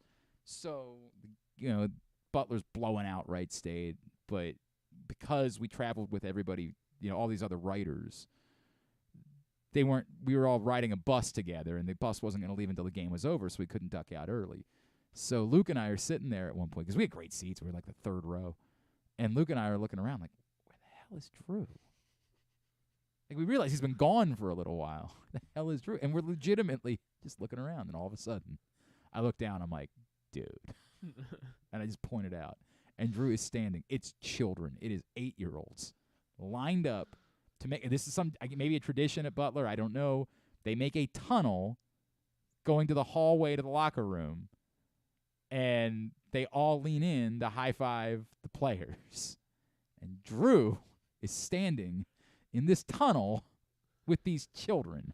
I don't think there's anything wrong with this. If Drew's 60 now, he was 50 at the time, 49, something like that. And he is just leaned in with the children. Brad Stevens goes by. He said, I was like, dude, what the hell was that? He's like, I wanted to high-five Brad Stevens. He's cool. I'm like, all right, dog. Do your thing. So this is the moment you and Drew go to the game on Sunday, and you guys can go run the bases afterwards at Prince George's Stadium. I'm going to have the best time. I mean, I actually think this is right up your alley. I think you go have a few brews, and you go enjoy. It was the Horizon League, by the way. It was. Look at me. Look at me with my memory. Yes. Look at the big brain on this guy. All right, Bean, let's go. All right. Yep. Yep. Let's do it. Need a bean. Oh, that looks like bandage. I don't want to. All right, let's do this one. This is either toothpaste or berry blue. All right. Well, it could be pleasant. I think it's toothpaste. Yeah, but it's not all that bad. Not all that bad. All right, need you to do another one then. Sorry. Yeah, it's the reaction that I need. I need the reaction. If you eat 5 good ones, we're going to keep doing it until we get to a bad one. I'm doing another juicy pear or booger. All right. And, the last time it was booger? It was juicy. It was juicy pear. So I lucked out. Makes a good chance of this one being a booger. Yeah. We'll see. Oh. Yeah! There we go. It's like salty. Oh, God. It's salty? Well, don't you know from all your years of eating your boogers that that's what boogers taste like? Don't you remember that? Terrible. Love that. Love that. All right. When we come back in, we get to more of your responses, but also Leonard Ellerbe is going to join us. the CEO of Mayweather Promotions. We're going to talk about Gervonta Davis. And you all right over there? And Ryan. Not making that face about Leonard Ellerbe. No, not at all. No. And Ryan Garcia, 1 week from Saturday on a Showtime pay-per-view. That's on the way as we continue on a Thursday edition of Glenn Clark Radio. Baseball season is finally here, and what better way to celebrate than with some fresh gear from Birdland Sports? As a small business run by O's fans, Birdland Sports offers a great selection of unofficial merchandise, including unique designs like Birds Are Coming tees, player cartoon shirts, and championship prediction designs. And the best part, their prices are more affordable than the big guys. Get high-quality gear without breaking the bank. So whether you're heading to the ballpark or watching from home, show your love for the birds with Birdland Sports. Visit birdlandsports.com today to browse their collection and gear up for the season. Let's go O's.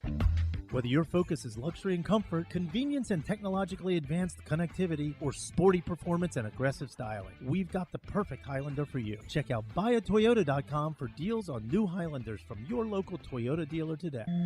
Another Orioles season is in the books, and the Bat-Around was there every step of the way as the Birds posted their first winning season in 6 years. And after promoting 2 #1 overall prospects in Adley Rutschman and Gunnar Henderson, Mike Elias has said it's liftoff from here. Hi, I'm Paul Valley, and along with my co-host Zach Goodman, we'll be here every Saturday from 10 a.m. to noon all off season, discussing every signing, trade, and waiver claim as we navigate the cold winter months that lead to spring training. You can watch us at youtube.com/PressBoxOnline and Facebook.com/PressBoxSports, or listen live at PressBoxOnline.com/radio. And if you miss a show, you can find us anywhere you get your podcasts. So tune into the Bat-Around with Paul Valley and Zach Goodman every Saturday from 10 a.m. to noon right here at PressBox Sports.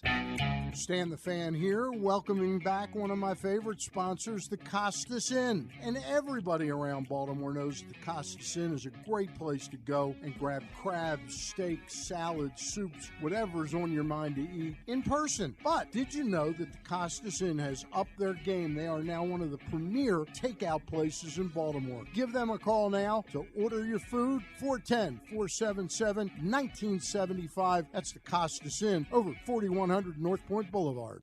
If you need more of Glenn, you can also hear him every Sunday with Rita on 105.7 The Fan. But also, if you need more of Glenn, what's wrong with you? All right, back in here on GCR. We continue on a Thursday edition of the program. We had to do this a little bit earlier on because of his schedule, but an opportunity to catch up with a legend in the fight game, Leonard Ellerbe, CEO of Mayweather Promotions, right here on GCR. Getting ready for Gervonta Davis, Ryan Garcia, a huge matchup for a Baltimore native next Saturday night, Showtime pay-per-view. Joining us now, the CEO of Mayweather Promotions. He is the great Leonard Ellerbe, and he is with us now here on GCR. Leonard, it's Glenn in Baltimore. It's great to chat, man. Thank you for taking the time for us. Thank you for having me on, Glenn. I really appreciate it. Man, you've done so much in this business, right? Like, you have seen everything. Tell me about, when you first saw Tank, when you first laid eyes on him, and how quickly did you know, like, we got a superstar on our hands right now? Yeah, and you couldn't have said it any better. It was several years ago, and I was in the boxing gym at Mayweather, the Mayweather Boxing Club, and that's the first thing that I said. That's the very first thing that I said. I mean, he has everything. He has everything, and you could see it even then. And it wasn't just glimpses of it. It was just like, it's like, wow. So it was just a matter of just putting him under your wing and guiding him to where we're at today. He's a tremendous fighter. He comes from a background in the Baltimore area that, again, it's something. He has a great story. And it all started with the great Coach Calvin. Mm-hmm. And them two coming up together. They've done just everything, and at the highest level, and so the entire city of Baltimore should be very proud of what Gervonta has done thus far, but he's put the entire city on his back, and he'll be representing Baltimore come next Saturday night when he steps on the big stage in the biggest fight of his career against Ryan Garcia, again, in front of the entire world, again, it is just an incredible feat.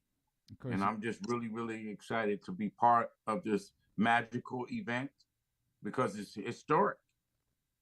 You reference, obviously, the great Calvin Ford, the Upton Gym, and obviously what he's done for so many young men in our city and giving them opportunities through the sport of boxing and hope over the years. He is truly an amazing person.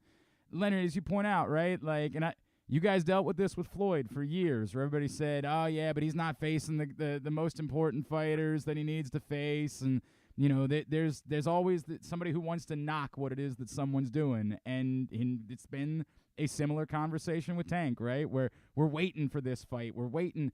You mentioned how important this is. This really does feel like it is genuinely the biggest, most important fight of his career to this point, to say to anyone who's a doubter, okay, enough. I'm facing the guy. I'm facing an undefeated top guy. If I win that fight, there's nothing else that you can say at this point, right?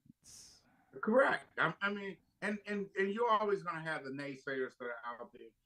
I personally dealt with that, for umpteen years, dealing with Floyd, being at the top of the game, being the best in all of boxing, being the highest paid athlete in the entire world for a number of years. Tank hadn't quite got there yet, but he's ascending to where he needs to be.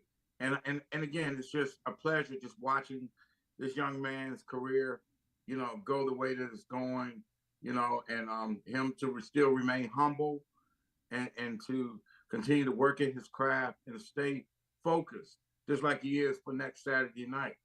His focus is just unbelievable, as we come down the stretch of these last 9-10 days, just watching him, just the incredible focus that what it takes to be able to go in there and execute your game plan. It's again, the fans in the Baltimore area should be very proud of what's about to happen. Excuse me, next Saturday night, because he definitely will represent Charm City, to its fullest and put the entire city on his back.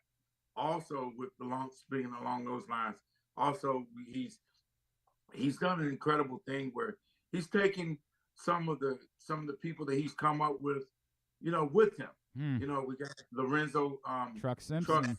Yeah. He's also fighting on the card. His young protege. They come up together. So he's giving him an opportunity. Coach Kenny Ellis, his assistant trainer underneath Calvin Ford, his young daughter, Mia Ellis, she's also fighting on the card. And again, these are what the things that great champions do. They bring others along with them to elevate them. So again, I'm just very proud of him. And again, next Saturday night, it's going to be magic. Again, Showtime pay-per-view next Saturday night. Gervonta Tank Davis and Ryan Garcia. We're chatting with Leonard Ellerbe, CEO of Mayweather Promotions.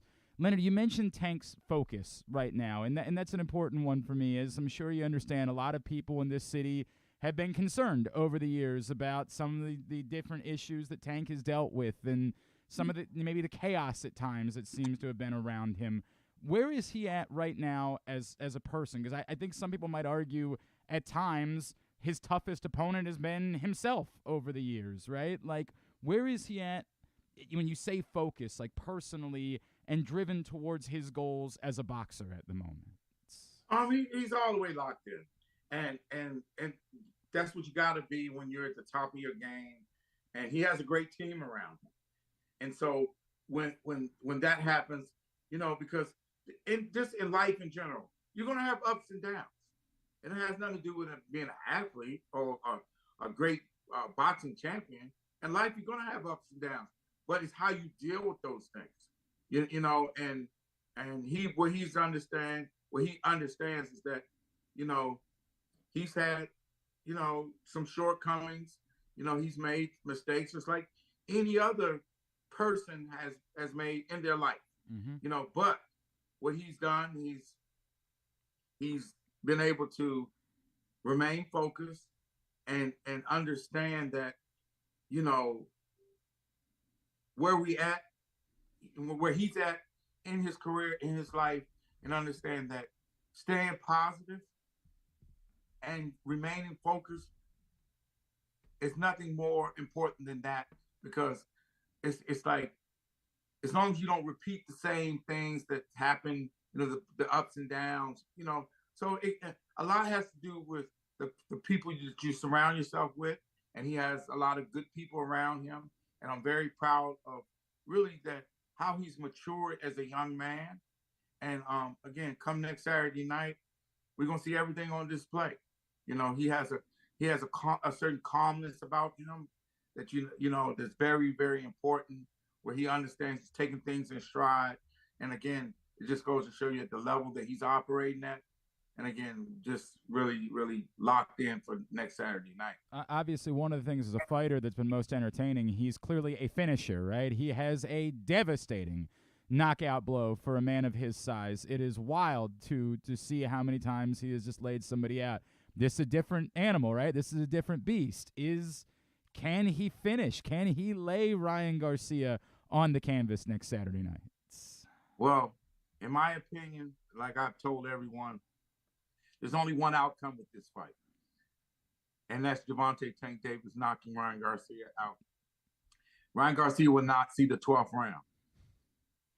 And that's my prediction, and I'm pretty solid with my prediction.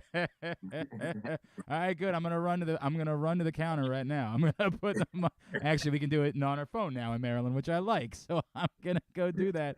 I'm gonna say I heard it from Leonard Ellerbe, and that's a man I know I can trust. Again, Gervonta Davis taking on Ryan Garcia next Saturday night, Showtime pay-per-view. Leonard, one of the things that was so wonderful for us here in Baltimore a couple years back, I actually ended a vacation early to come back to see the fight at what was then known as Royal Farms Arena here in Baltimore, and it was one of the most magical nights I've ever experienced in this city. I mean, right? People standing on top of people. I mean, whatever that building holds, there were, I think, 5,000 more people in there that night than the fire marshals were okay with. The building's been redone. It's beautiful. It reopened last week. It looks great. It is modern now. It's incredible. Is there any chance that maybe down the road we might see Gervonta return to Baltimore in a beautiful new building in order to fight in front of his hometown fans? Most definitely. I mean, that's one of the things that he's talked about. Obviously, his last fight was in Washington, D.C., which was just down the road, you know, and he made a decision to go there. You know, it was a great opportunity to for the fans of Baltimore to drive up with the fans and just in the DMV area. You know, it was an incredible turnout. And again, Tank did what he does, you know, and it was a spectacular performance, you know. But it gets no bigger than what's getting ready to happen next Saturday night. And he's definitely indicated to me that he would love to come back to the Baltimore area to do, you know, to put on a dynamic performance in front of his hometown fans. And I expect that to happen in the very near future. It would be electric for us. It would be absolutely awesome to have that happen. All right, if there's anything that Tank needs to worry about Ryan Garcia, like as someone who has studied the fight game for forever, what does he need to be aware of? How can we intelligently as fans watch the fight unfold, and what should we know about Ryan Garcia besides the fact that obviously he's undefeated? He is, you know, he's proven himself up to this point as well.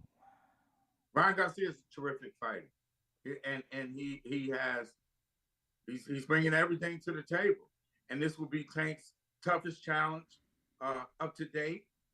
But I expect him to pass in flying colors, because you know he's had a great camp led by again Coach Calvin Ford and Coach Kenny Ellis. You know, he's had terrific preparation, and so he's just ready to go come next Saturday night. And he knows that again, Ryan Garcia will be his toughest foe to this point. But again, it's that Tank is a complete fighter and he can do it all. And that's going create all kinds of problems for Ryan Garcia come next Saturday night, because Ryan Garcia has never seen anything like Gervonta Tank Davis. Because Tank Davis he's special. Well, there's no question about that. There's no doubt that's true. You mentioned earlier that like maybe he's not at the Floyd level yet, but do you feel like winning this fight, like that doing the thing that everybody keeps asking, facing the top guy and winning it, could elevate him into that territory moving forward of, like, he's already a star. He's always already an international star, but that almost kind of superstardom, that transcending sports pop culture figure moving forward, winning a fight like this? Most definitely, and that's a great point that you made, is that because Ryan Garcia brings so much to the table. He has a total different fan base, and so when you bring these two fan bases together, you have nothing but a big explosion, and by these, you got two young undefeated fighters, and they're fighting in their prime on the big stage, on Showtime pay-per-view, the network that's put on the biggest events in the history of the sport, all of Floyd's events. Showtime has put those events on, and that's what separates, Tank from the other fighters in boxing, especially in his division, because he's fighting on the big stage.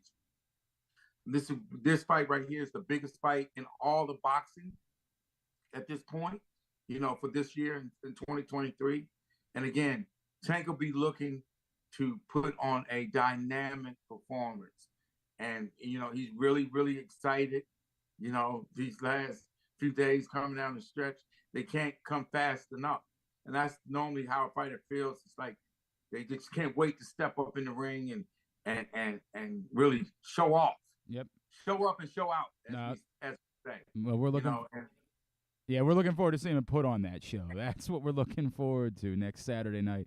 Hey, Leonard Ellerbe, before I let you go, because I'm looking at that background behind you, when you hear two young people get into like a LeBron James, Michael Jordan debate, how quickly do you jump in and say, hey, there's another name I'd like for you guys to know about?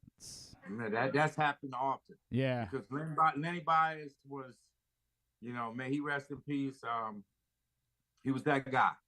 He was that guy. And as we say, if you know, you know. Yeah. Poetry. If you know, yes. Poetry, man. It's absolute poetry. During the pandemic, ESPN showed that famous game in the Dean Dome, and I think the country got to understand what it was that we missed, unfortunately, sadly, when he was different. Lenny was definitely different. Leonard Ellerbe, a pleasure, man. Of course, next Saturday night, Showtime pay-per-view, Order now. Gervonta Tank Davis, Ryan Garcia, and as Leonard mentioned, Truck Simpson's on the card. It's going to be a special night for Baltimore. Ellis. Yeah. Yep, no doubt, man. Leonard Ellerbe, a pleasure, man. Thank you so much for taking some time for us this morning. We really appreciate it. Best of luck moving forward with Tank, all right? Thank you. And again, one last thing. Tell the fans that order now. Don't wait till next week. Order right now. Showtime pay-per-view. Tank Davis versus Ryan Garcia. That's next Saturday night, April 22nd, for Gervonta Davis and Ryan Garcia, which is a very big fight. Very costly, very pricey fight, as we talked about last week. But obviously the biggest fight to this point, I think, in Gervonta Davis's career. That is not just a promoter saying something. That is legitimate. It is a huge, huge fight next Saturday night on Showtime pay-per-view. Appreciate Leonard Ellerbe taking the time for us. All right, Bean, let's go. Let's go. All right, let's see if I can get a new flavor here, maybe. Oh, no. This is going to be dead fish. Or strawberry banana smoothie. Oh, actually, boy, that couldn't be a bigger disparity. I think that's the worst one. Right? Yeah. Yeah.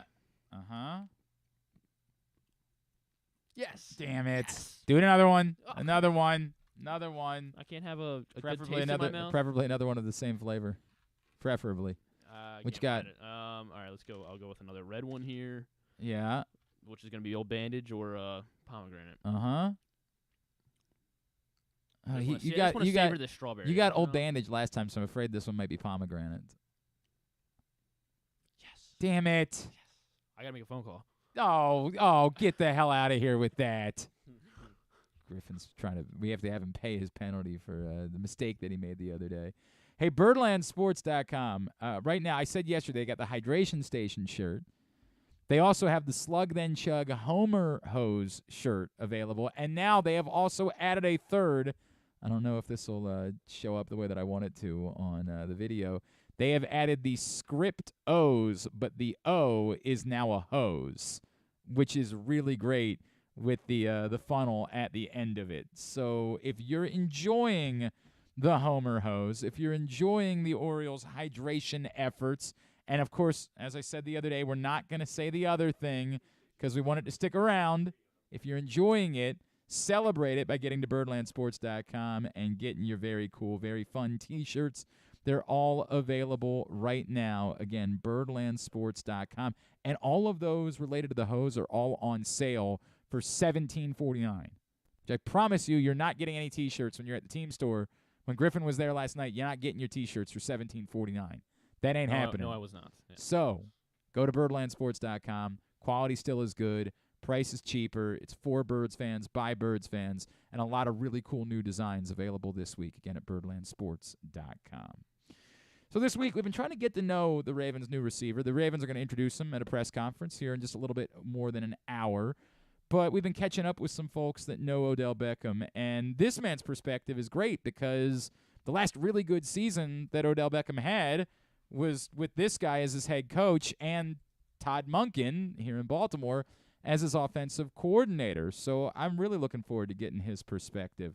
He is, as I mentioned, the former head coach of the Browns. He is now tight ends coach and run game coordinator at North Carolina. He is Coach Freddie Kitchens, and he has joined us this morning here on GCR. Coach, it's Glenn in Baltimore. Really appreciate taking the time for us. Thanks for doing this morning. Yeah, no worries, Glenn, man. I'm glad to do it. Hope you guys are well. We're well. We're excited. I would say we're cautiously excited, right? Because, it's been a little bit of an up and down last couple of years for Odell. Your, season together in Cleveland, I know you guys would have preferred a few more wins, but it was very fruitful for him. Tell me about what it was that you knew about Odell coming into that. Obviously, he was a man with a reputation. And what was the experience like for you being his head coach? Well, Odell, when he first got there, his reputation preceded itself. But at the end of the day, he wanted to be just one of the guys. I was very impressed with Odell's work ethic.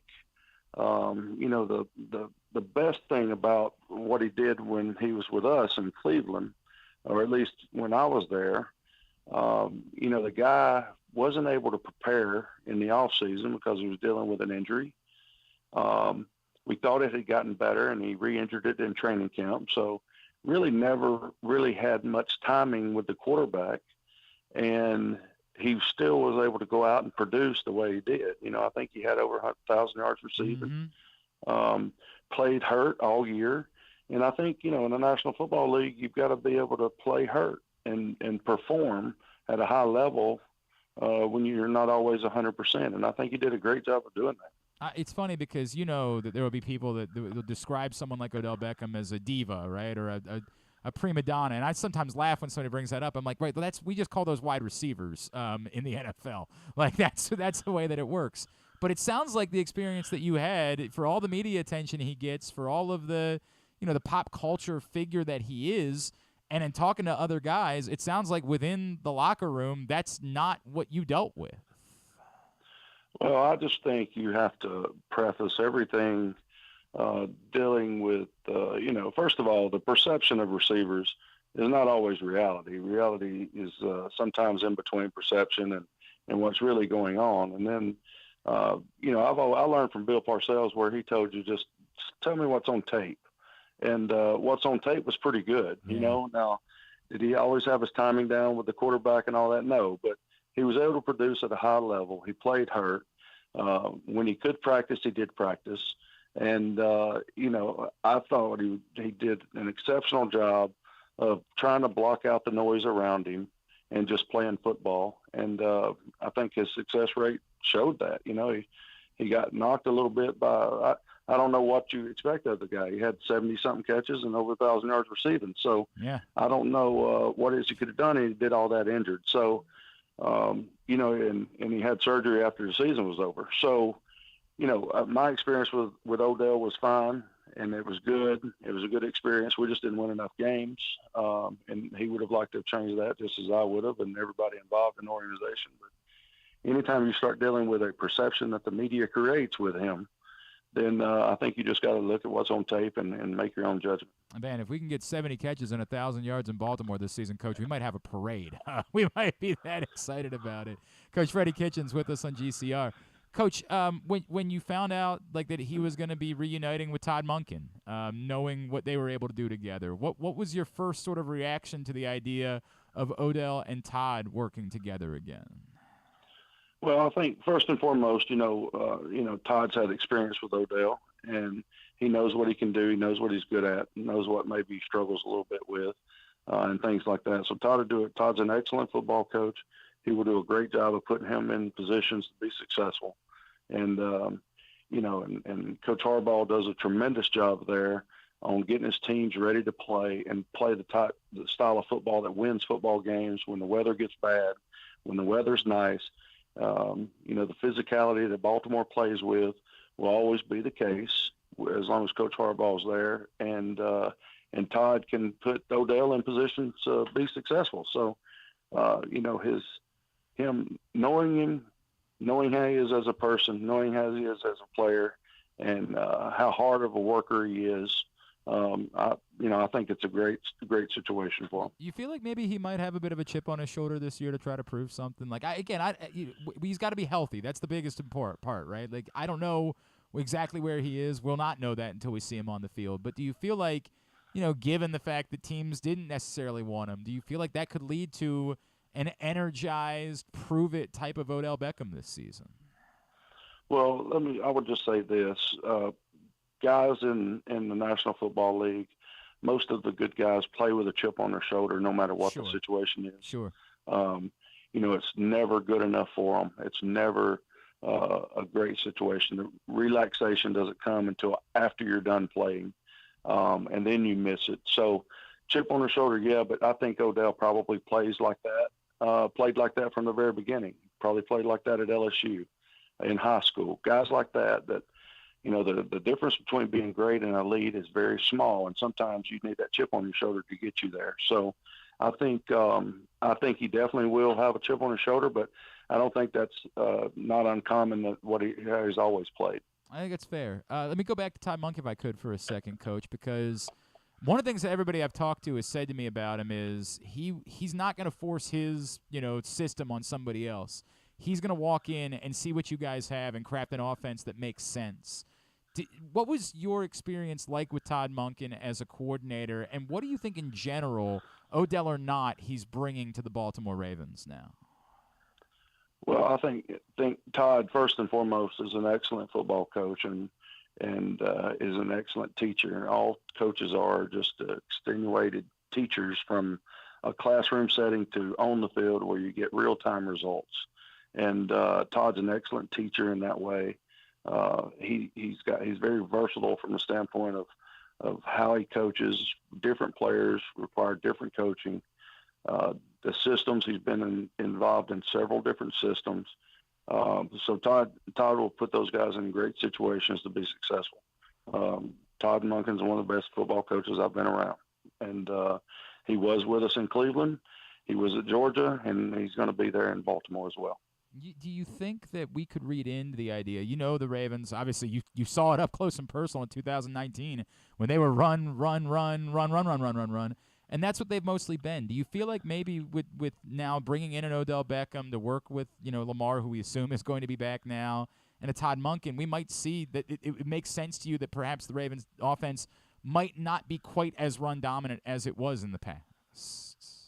Well, I think that Todd will determine what gives them the best chance to win, and Coach Harbaugh, being able to lean on Coach Harbaugh with the overall perspective of the whole team, they'll come up with a good plan, a good situation on a week-to-week basis, and whatever they feel like is the best, gives them the best opportunity to win, that's what they'll do. So that may switch back and forth week to week, or it may stay consistent one way or the other. But as far as what they're going to do on offense, I have no idea. You guys are in good hands with a couple of guys there with Coach Harbaugh and Todd that, that'll make that determination. And I know you got your own problems to deal with in North Carolina and getting ready for your own season. I get that. Coach, can you tell me what it's like to game plan for and prepare for a Lamar Jackson? Like we this is a unique perspective that we haven't been able to get a lot. But, you know, in going back to that year and what a magical year it was for us, obviously, here in Baltimore, what was it like to have to try to get ready for Lamar Jackson and to go up against him when he is at the highest of what he's capable of? Well, I think, Lamar is an elite player in the National Football League, and all those guys are sort of the same from the standpoint of your whole game plan is centered around those guys. And even when you somewhat stop those guys to a certain extent, they're still able to beat you with one play, and I think he falls into that mix. So you can game plan against them all they want, but they're good for a reason. They're elite for a reason. And then not to mention the opportunities it opens up for other people. No, my God, we've seen it over and over again over the years. It's been a joy to watch. Was there ever a time when you were around Odell that he did something that you sort of said, man, there's only a few human beings that's the reason why we wanted him here. There are not other human beings that can do what he just did. Well, I'll tell you, he's a tremendous route runner from the standpoint of sticking his foot in the ground and creating separation. His hands are very, very good. His hands are at an elite level. He made a couple of catches in games for us that reminded you of the one that he's known for. Yeah. The one with the Giants. So yeah, there's times from time to time you'd see him and you'd be like, wow, that's what a receiver is. So he's definitely special, and some of the characteristics that he's carrying with him just continue to rise per se. And he's having a hell of a year in LA, when he got injured. And so I think he went for a couple of, listen, Odell's Odell, and he went for a couple of years there with some injuries that he played through, and sometimes that doesn't get celebrated enough. I know what he went through to get through the season for us in Cleveland in 19, and for him to come out with the year that he had. Nobody really ever talks about that, so, Odell's going to be just fine. Can I just, before I let you go, Coach, what you just brought up, there are people that would say, hey, Odell, statistically appeared to have been on the decline even before he got hurt in the Super Bowl. But what you just said, he was such an important part of that run the Rams made, and he looked in that playoff run like Odell Beckham again. Do you feel like it was less – it wasn't that he was on the decline maybe from a talent perspective as much as it was just an injury situation, maybe whatever he was going through after you had left? I know there was a bit of a quarterback issue there in Cleveland, but, did you feel like he showed in that stretch in L.A. what he was still capable of and what he might still be capable of now in Baltimore? Well, I've never gotten into too much about perception and listening to outside voices that really don't know the game. And I just see what's on tape, and I see what the results are. The results in 2019 is we went 6-10, but the results for Odell Beckham is he had 70-something catches and a 1,000-yard receiver. So I don't know what people factor in a good year, bad year, decline, all that kind of stuff. Yeah. I look at it on a game-to-game basis, and I see that he's productive on a consistent basis. He went to L.A., he was productive on a consistent basis, and then he had the knee injury. And so I don't know. I don't buy into he's on a decline kind of stuff. I'm pretty sure you're going to get the best version of Odell Beckham this year. Everything good with you, Coach? How's everything in North Carolina? Oh, I'm doing great, man. It's beautiful down here. It's a great school, great environment. Working with Coach Brown's been a blessing, and it's really, really a great situation. What a legend to be around every day. I've had a couple conversations with him. He's a special human, man. It's a really cool thing to be around him.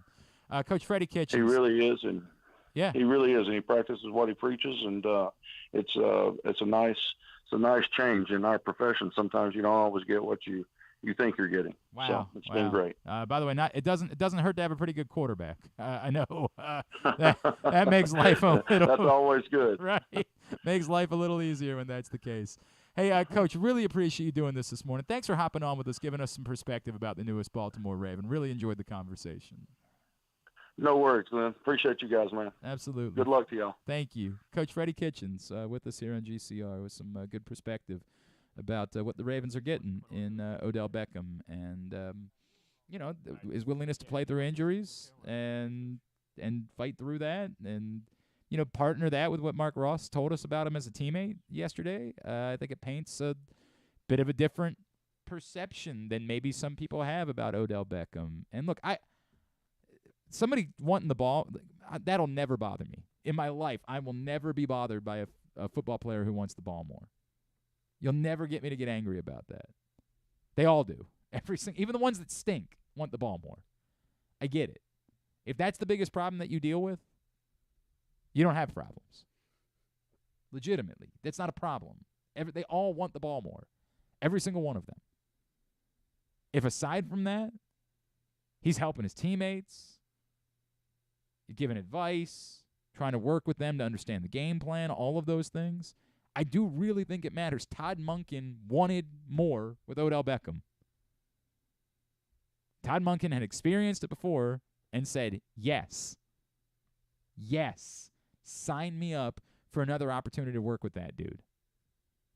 I think that's about as strong a testament as you could ask for. And it's interesting, right? Like, it's interesting listening to Freddie. Freddie Kitchens didn't have to do this interview with us. He doesn't know us. He could have said, thanks, I'm good. I'm working down at Carolina. They'd probably rather I didn't. In fact, when I told Griffin to try him, I was like, I'm going to guess he probably can't because, he's got a job at Carolina now, and they'll probably be like, yeah, don't do that. He didn't have to do that. But he decided he wanted to come on and tell us about his experiences with Odell Beckham. No connection to here. Got his brains beat in by the Ravens that season. I appreciate it. I appreciate him taking the time. All right, when we come back in, fighting words, tidbit, tubular. We got to get to all of that before we wrap up for the day. You can bet baseball on your phone for the first time ever here in the state of Maryland. So take advantage of great offers and incentives as you do it by going to PressBoxOnline.com/offers. Get 5 second chance bets from PointsBet when you deposit and bet your first $50. In order to take advantage of it, though, you got to go to PressBoxOnline.com/offers to claim that incentive and so many more. It is a Thursday edition of Glenn Clark Radio. Harford Community College in Bel Air, Maryland, along with the National Junior College Athletic Association's Region 20, will host the 2023 NJCAA Men's Lacrosse National Championship May 13th and 14th at Harford Sports Complex, 401 Thomas Run Road in Bel Air. Semifinals are on Saturday, May 13th. The National Championship is Sunday, May 14th. Catch the action for $10 each day. Tickets will be available in advance or at the gate on game day. Qualifying teams will be announced. What air conditioning company can save 50% of your energy cost and qualify you for up to $7,500 in rebates? A.J. Michaels. We do more, we do it better for less. In Baltimore and Annapolis, ajmichaels.com. The latest edition of Press Box is available now. On the cover, Luke Jackson profiles Orioles phenom Gunnar Henderson, breaking down how he was able to become the top prospect in baseball at such a young age, and what could be next in his first full MLB season. Also inside, we meet lacrosse players from the men's and women's college programs across the state, and Bo Smoka breaks down another year of wide receiver issues for the Ravens. Press Box is available for free at over 500 area locations, including 60 Royal Farm stores, and you can always find the entire edition, as well as the best daily coverage of the Orioles, Ravens, and Terps at PressBoxOnline.com. That first sip. That first bite. Start your day off right with a delicious breakfast at Royal Farms. Choose from a fantastic selection of fresh Royal Farms breakfast sandwiches and top it off with a rich hot cup of the freshest coffee in the world. At Royal Farms, breakfast is available day and night. It's the freshest breakfast in the world. Real fresh, real fast. Royal Farms. Stan the Fan here, welcoming back one of my favorite sponsors, the Costas Inn. And everybody around Baltimore knows that the Costas Inn is a great place to go and grab crabs, steaks, salads, soups, whatever's on your mind to eat in person. But did you know that the Costas Inn has upped their game? They are now one of the premier takeout places in Baltimore. Give them a call now to order your food, 410-477-1975. That's the Costas Inn over 4100 North Point Boulevard. Make the most out of every day in your Toyota RAV4. Available in hybrid or gas-only models. A RAV4 can get you where you want to go in style. Check out buyatoyota.com for deals on new RAV4s from your local Toyota dealer today. Check out PressBoxOnline.com every day to find daily winners and betting advice from Jeremy Kahn. And if you want some advice about life decisions that you probably shouldn't make, here's Glenn Clark. All right. Thanks again to Freddie Kitchens for joining us, as well as to Leonard Ellerbe. Appreciate those conversations. We are winding down here on a Thursday edition of the program. But before we do, we need to get to fighting words. Prince Charles is here. He's got to let us know what's going on in the world of combat sports. And, a pretty big weekend, I guess. I had a couple people bring up. I was not aware Odell Beckham was at the fight on Saturday night. A lot of these there were NFL a ton players. of NFL Yeah, I was. Well, what I was another not. Person there What I was not particularly aware of. There's apparently video of him going over to shake Donald Trump's hand, and then there are some Ravens fans that saw it and were like, "No, I don't know about." I'm like, dude, whatever your opinions are about that, and I get it. I understand. I don't. I'm not going to say that I'm going to judge Odell Beckham by whether or not he's willing to shake the hand of the former president of the United States. I'm not going to do anything with that. He and Joe Burrow apparently went over to greet Donald Trump at one point during the night. Now, I think there were other things about the spectacle that were gross, but that you're not going to get me to care, no matter how you feel about it. I mean that. If you hate Donald Trump, you got to be above trying to hold. I don't. This is not for me to. Again, I'm not going to start doing a political show. Somebody was mad at me because I was getting after Andy Harris the other day. Dude, there is no justifying his free speech feelings. There is no justification behind it. There are a lot of people. There's no justification behind it. I'm not interested in doing a diatribe about Donald Trump. I'm telling you, I don't care that Odell Beckham went over and shook Donald Trump's hand. That will never bother me. You'll never get me to be bothered by that. It can't happen. Now, that being said. Is that a challenge? Should we try to get him bothered? Right. Yeah, well, I mean, really uniquely to that. It's not going to bother me. That being said, it was a big night of fights. What do we need to know? I'm going to start with continuing with Leonard Ellerbe. No. Start with the fights because I set it up that way. Okay. I set up the conversation. This is a broadcasting thing. You got to go with where I took you. Gotcha. All right? Gotcha. Okay. We're trying to teach Charles. We're working on it. It's because I had my own setup already. I understand, but you got to operate with on the fly. This is where I gave you. You got to go with that. Got you. Yeah. All right. They were in Miami this past weekend. The main event was a performance of the night. Israel Adesanya pulled it out the fire. He made it 3-1 now. It's now 3-1. And we don't need to do this anymore, right? Pereira just announced this morning that he's moving up to light heavyweight. Okay, so but he did say he's not ruling out a trilogy with a UFC trilogy. I guess this would be the 5th fight ever. So if they did it again, it would be for a super fight with the middleweight and light heavyweight titles up for. They could just do a. Yeah, or just another. But they could just do a fight. Maybe they could do a catchweight fight. There's a lot of things you could do. You could do a lot of things. I think the only way it happens again is if 2 belts are on the line.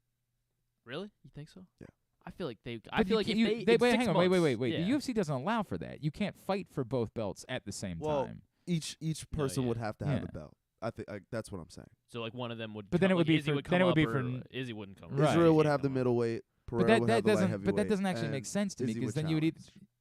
They can still do the trick. I mean, they're 1-1 in the UFC. That's the way the UFC is. I would say it would almost make less sense if they both have belts. It would make less sense because then one person is putting their belt on the line and the other person isn't. I guess it would be that's interesting if in 2 or 3 years, Pereira is the light heavyweight champ and then Izzy is still somehow. I hear you.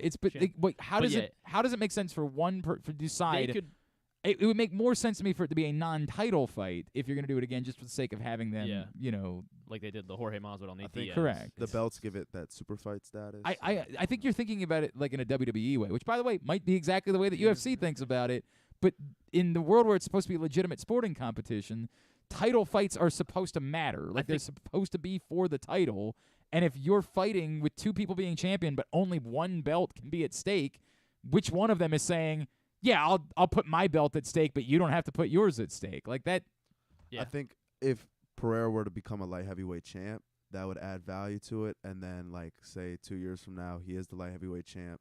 Israel's the middleweight champ. He's still now strung along 3-4 more title defenses.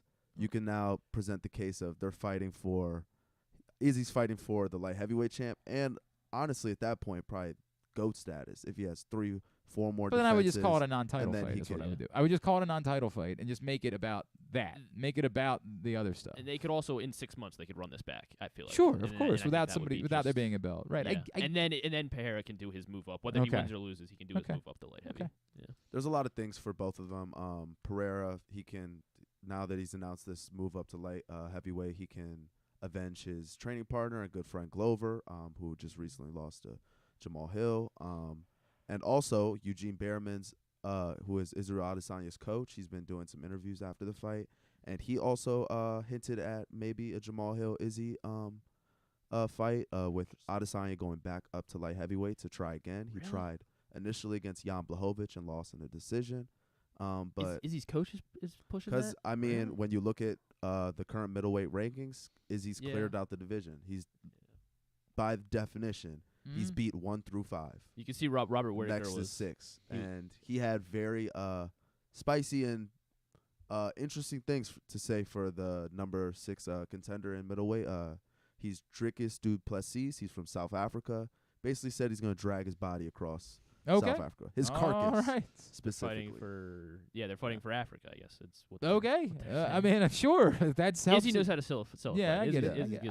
I like Adesanya. I do. I like him as a fighter. I didn't watch the fight on Saturday night, but I like him as a fighter. And, you know, it's a shame there isn't something that I really want to see necessarily for him to do. Like, it's a bummer that there isn't that guy that exists for me that would draw me out to see him. Obviously, wasn't the only important thing that happened on Saturday night. The co-main event was pretty significant as well. Yes. Jorge Masvidal, he went up against Gilbert Burns. Well, I should start with Gilbert Burns. He was the one who won. Yes. Unanimous decision, 229-28, but it was really a 30-27. Gilbert Burns hurt Masvidal at one point in every round. Controlled him, took him down, kind of just did his thing. Masvidal alluded to it in the post-fight kind of interview that he just feels slower. It's just not feeling the same way. Kind of bummed out. Rules out the opportunity to see him against Kevin Holland. They kind of set that up. Holland wanted it in the 2 fights before. In the press leading up to it, but great career. I mean, for what it's worth, that can change. Let's also be fair about that. That can change. It definitely can change. But for what Masvidal's done in his last 4 fights, fought Usman twice, fought Colby Covington, and then he fought Gilbert Burns. Those are the best those are the top welterweights in the world. So, I mean, he's had a long career and a journeyman-esque career, but he made his money and he's got he's got maybe the most iconic knockout in UFC history. Like, I would say so. The Ben Askren. Oh, right. Yeah, of course. So, yep. He's immortalized.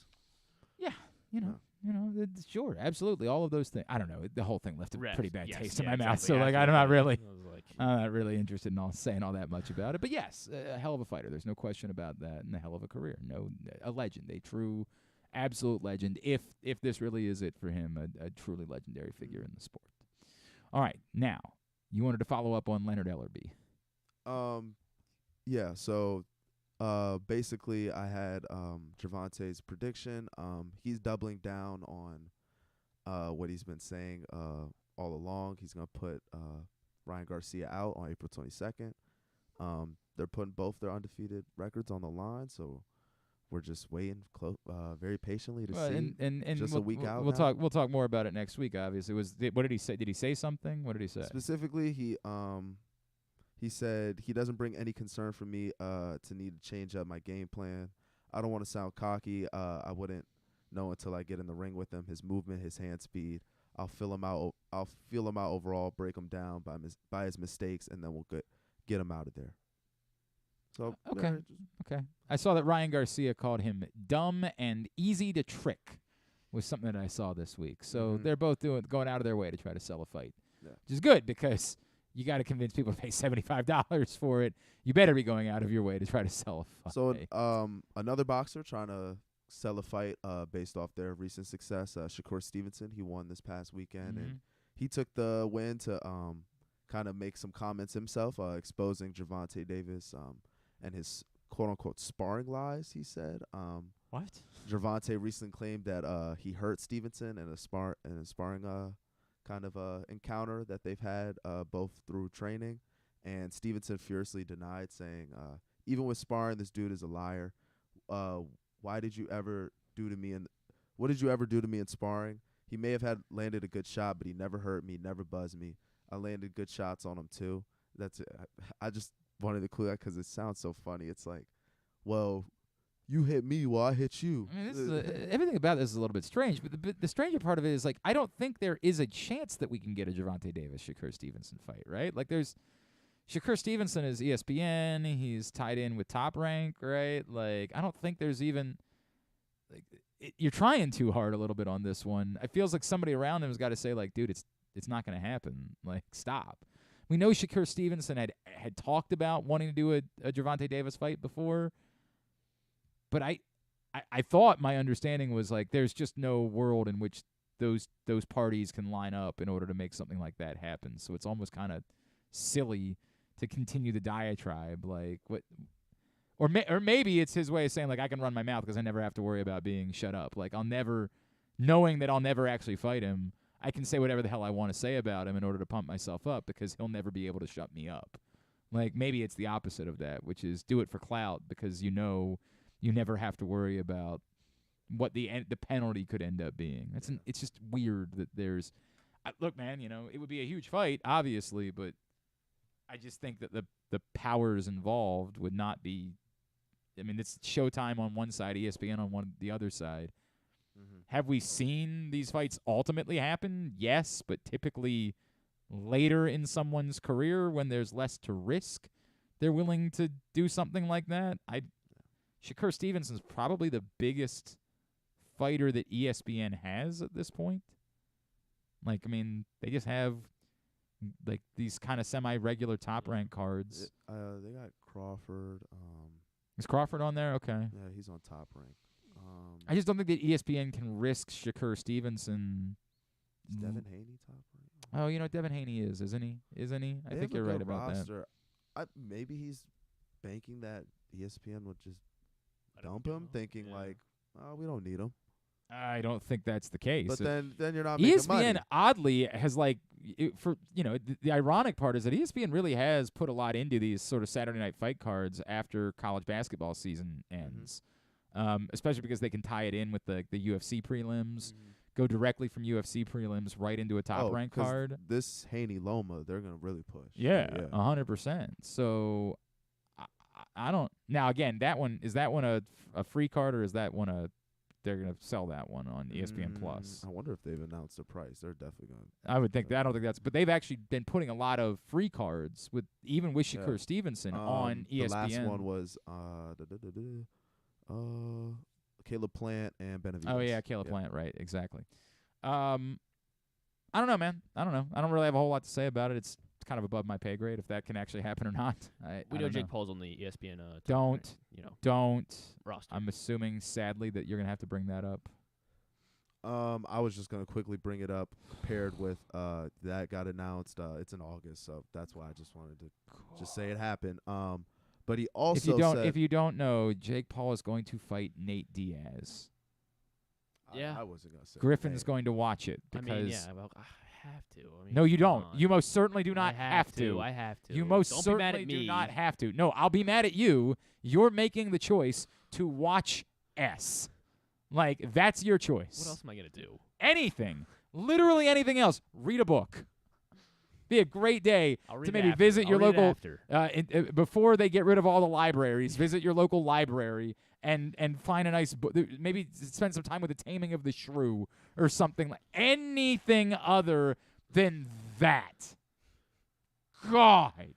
So even though that got officially announced, something else that he said earlier this week had me really Jake Paul had me it's going to be one of us. Really intrigued. So he was targeting both Muhammad Ali's grandsons in a blockbuster 2-fight deal offer.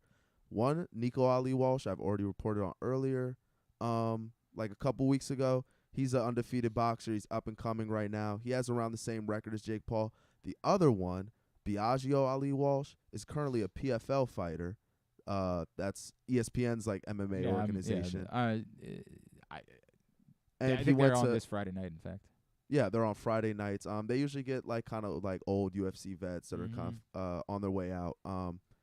He went to Bishop Gorman, played college football at UNLV, but Jake Paul had recently signed that partnership deal with PFL, and even though this Nate Diaz thing is happening, I see this as something that can happen in the future that, if given the right promotion, can be something that is built up as something that makes a lot of money and kind of turns the narrative on Jake Paul a little bit. Nope. It's just very slightly. Can't do that. That can't happen, but people will watch anyway, and it'll be stupid, and there's no reason for it to exist. But you're right. There'll be a lot of money involved and a lot of people involved, and it will change nothing about how embarrassing the entire thing is.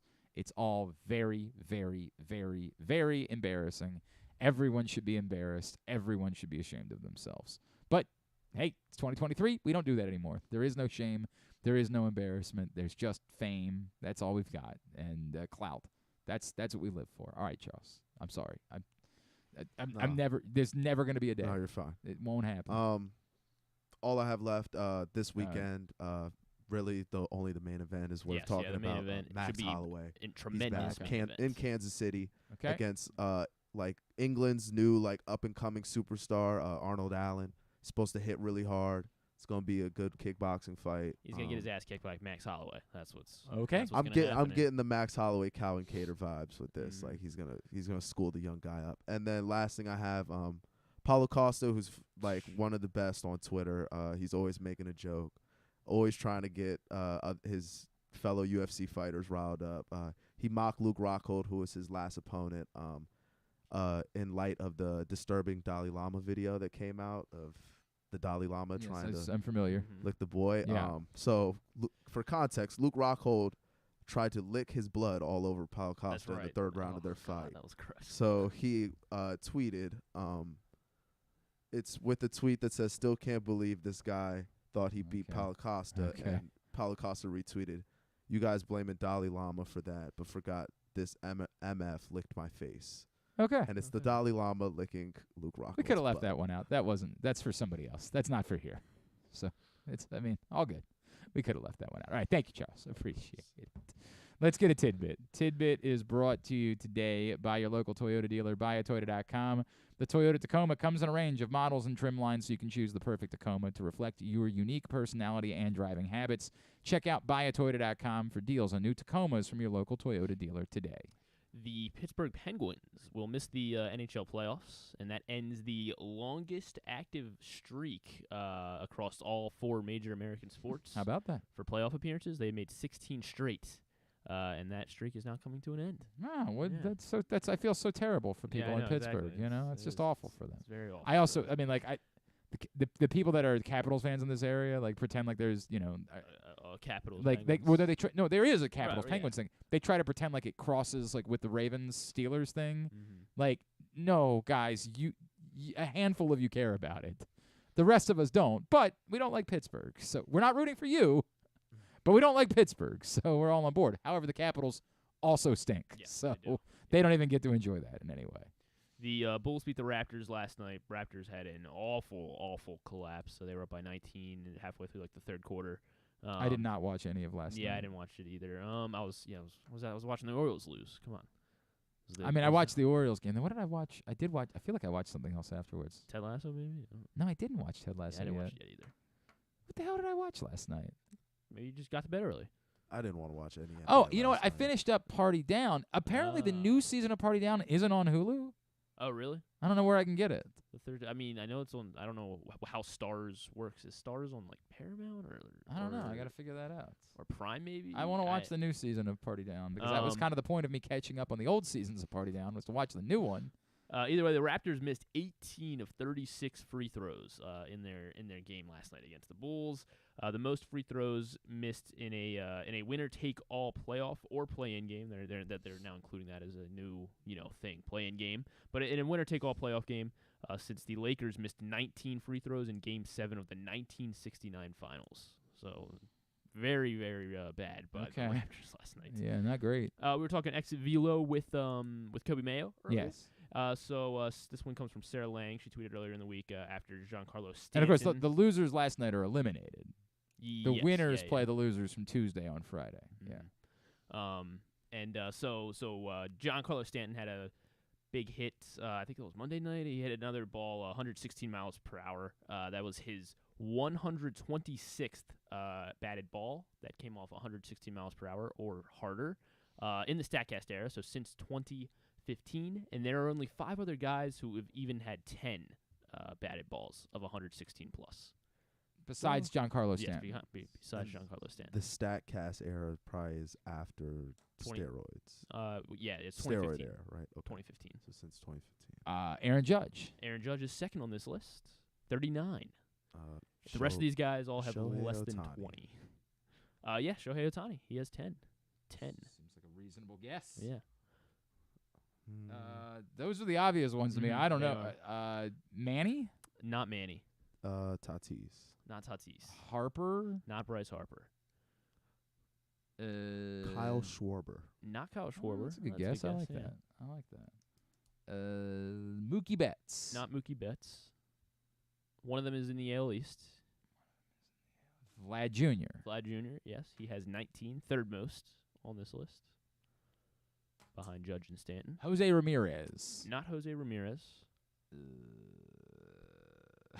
There's this guy. Is Pujols still in the league? Jose Abreu. No, Pujols would count just because it's any hit, but no, Pujols. Not Jose Abreu either. He's a designated hitter, full-time designated hitter. Full-time designated hitter. Full-time designated. I don't even know who's a full-time designated hitter. He's an old fella.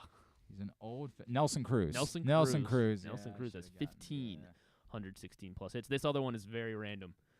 But I mean, I guess when you think about it, he hit a lot of hard balls. He was one of your questions for Patrick Stevens for if you can name all his teams. That's basically like everybody. The past 2 weeks.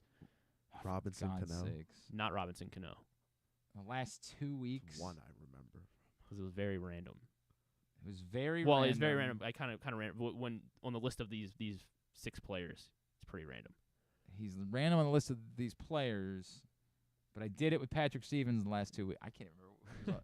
Hang on. All right. No. I can come up with this because this week was Jose Valverde, and the other. So it probably wasn't Jose Valverde if I had to guess. The other one this week was. I couldn't remember if he. Jason Hayward. Not Jason Hayward. Yeah, so it was last week's. Which is gonna be. I know it's almost impossible for me to remember who was last week. Had a cool nickname. He played. I guess I'll give you. He was with Colorado for. Oh, Carlos Gonzalez. Cargo. Yeah, Carlos Gonzalez. 12 hits of 116 plus. He is 5th on this list. Damn.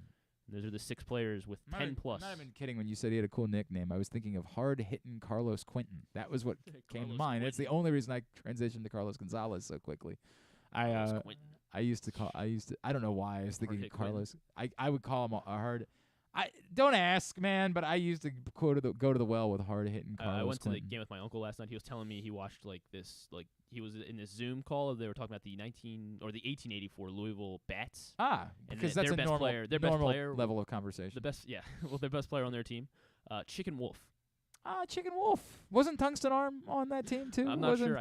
Was an old Tungsten Arm on that team? The 84 Louisville Bats. The 84 Louisville Bats. All right. Tidbit was also brought to you by the print issue of Press Box. Last weekend for you to get this one before we got a new issue coming out. I'm sure Stan will tell us about it tomorrow, and that new issue will be on Stan's on Monday, so go get this one right now at your neighborhood Royal Farms, any of the hundreds of locations around town where you find Press Box. Tubular is brought to you by A.J. Michaels. It's that time of year. Expert and award-winning.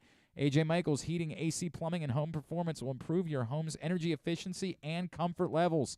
AC season is coming up fast. Basically here.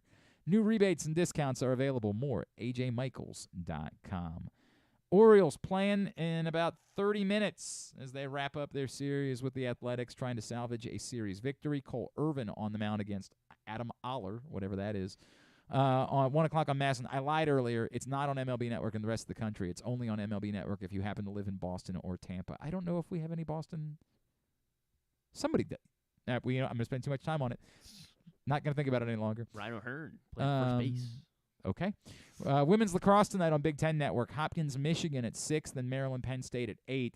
A good one if you can get over to United Stadium tonight, the final ever area appearance for the legendary Bill Tierney as he brings Denver to play Towson at 7 o'clock. I know it's been a tough year for Towson, but still a notable Bill Tierney, who once upon a time was an assistant at Johns Hopkins before winning, I think, 6 national championships, something like that.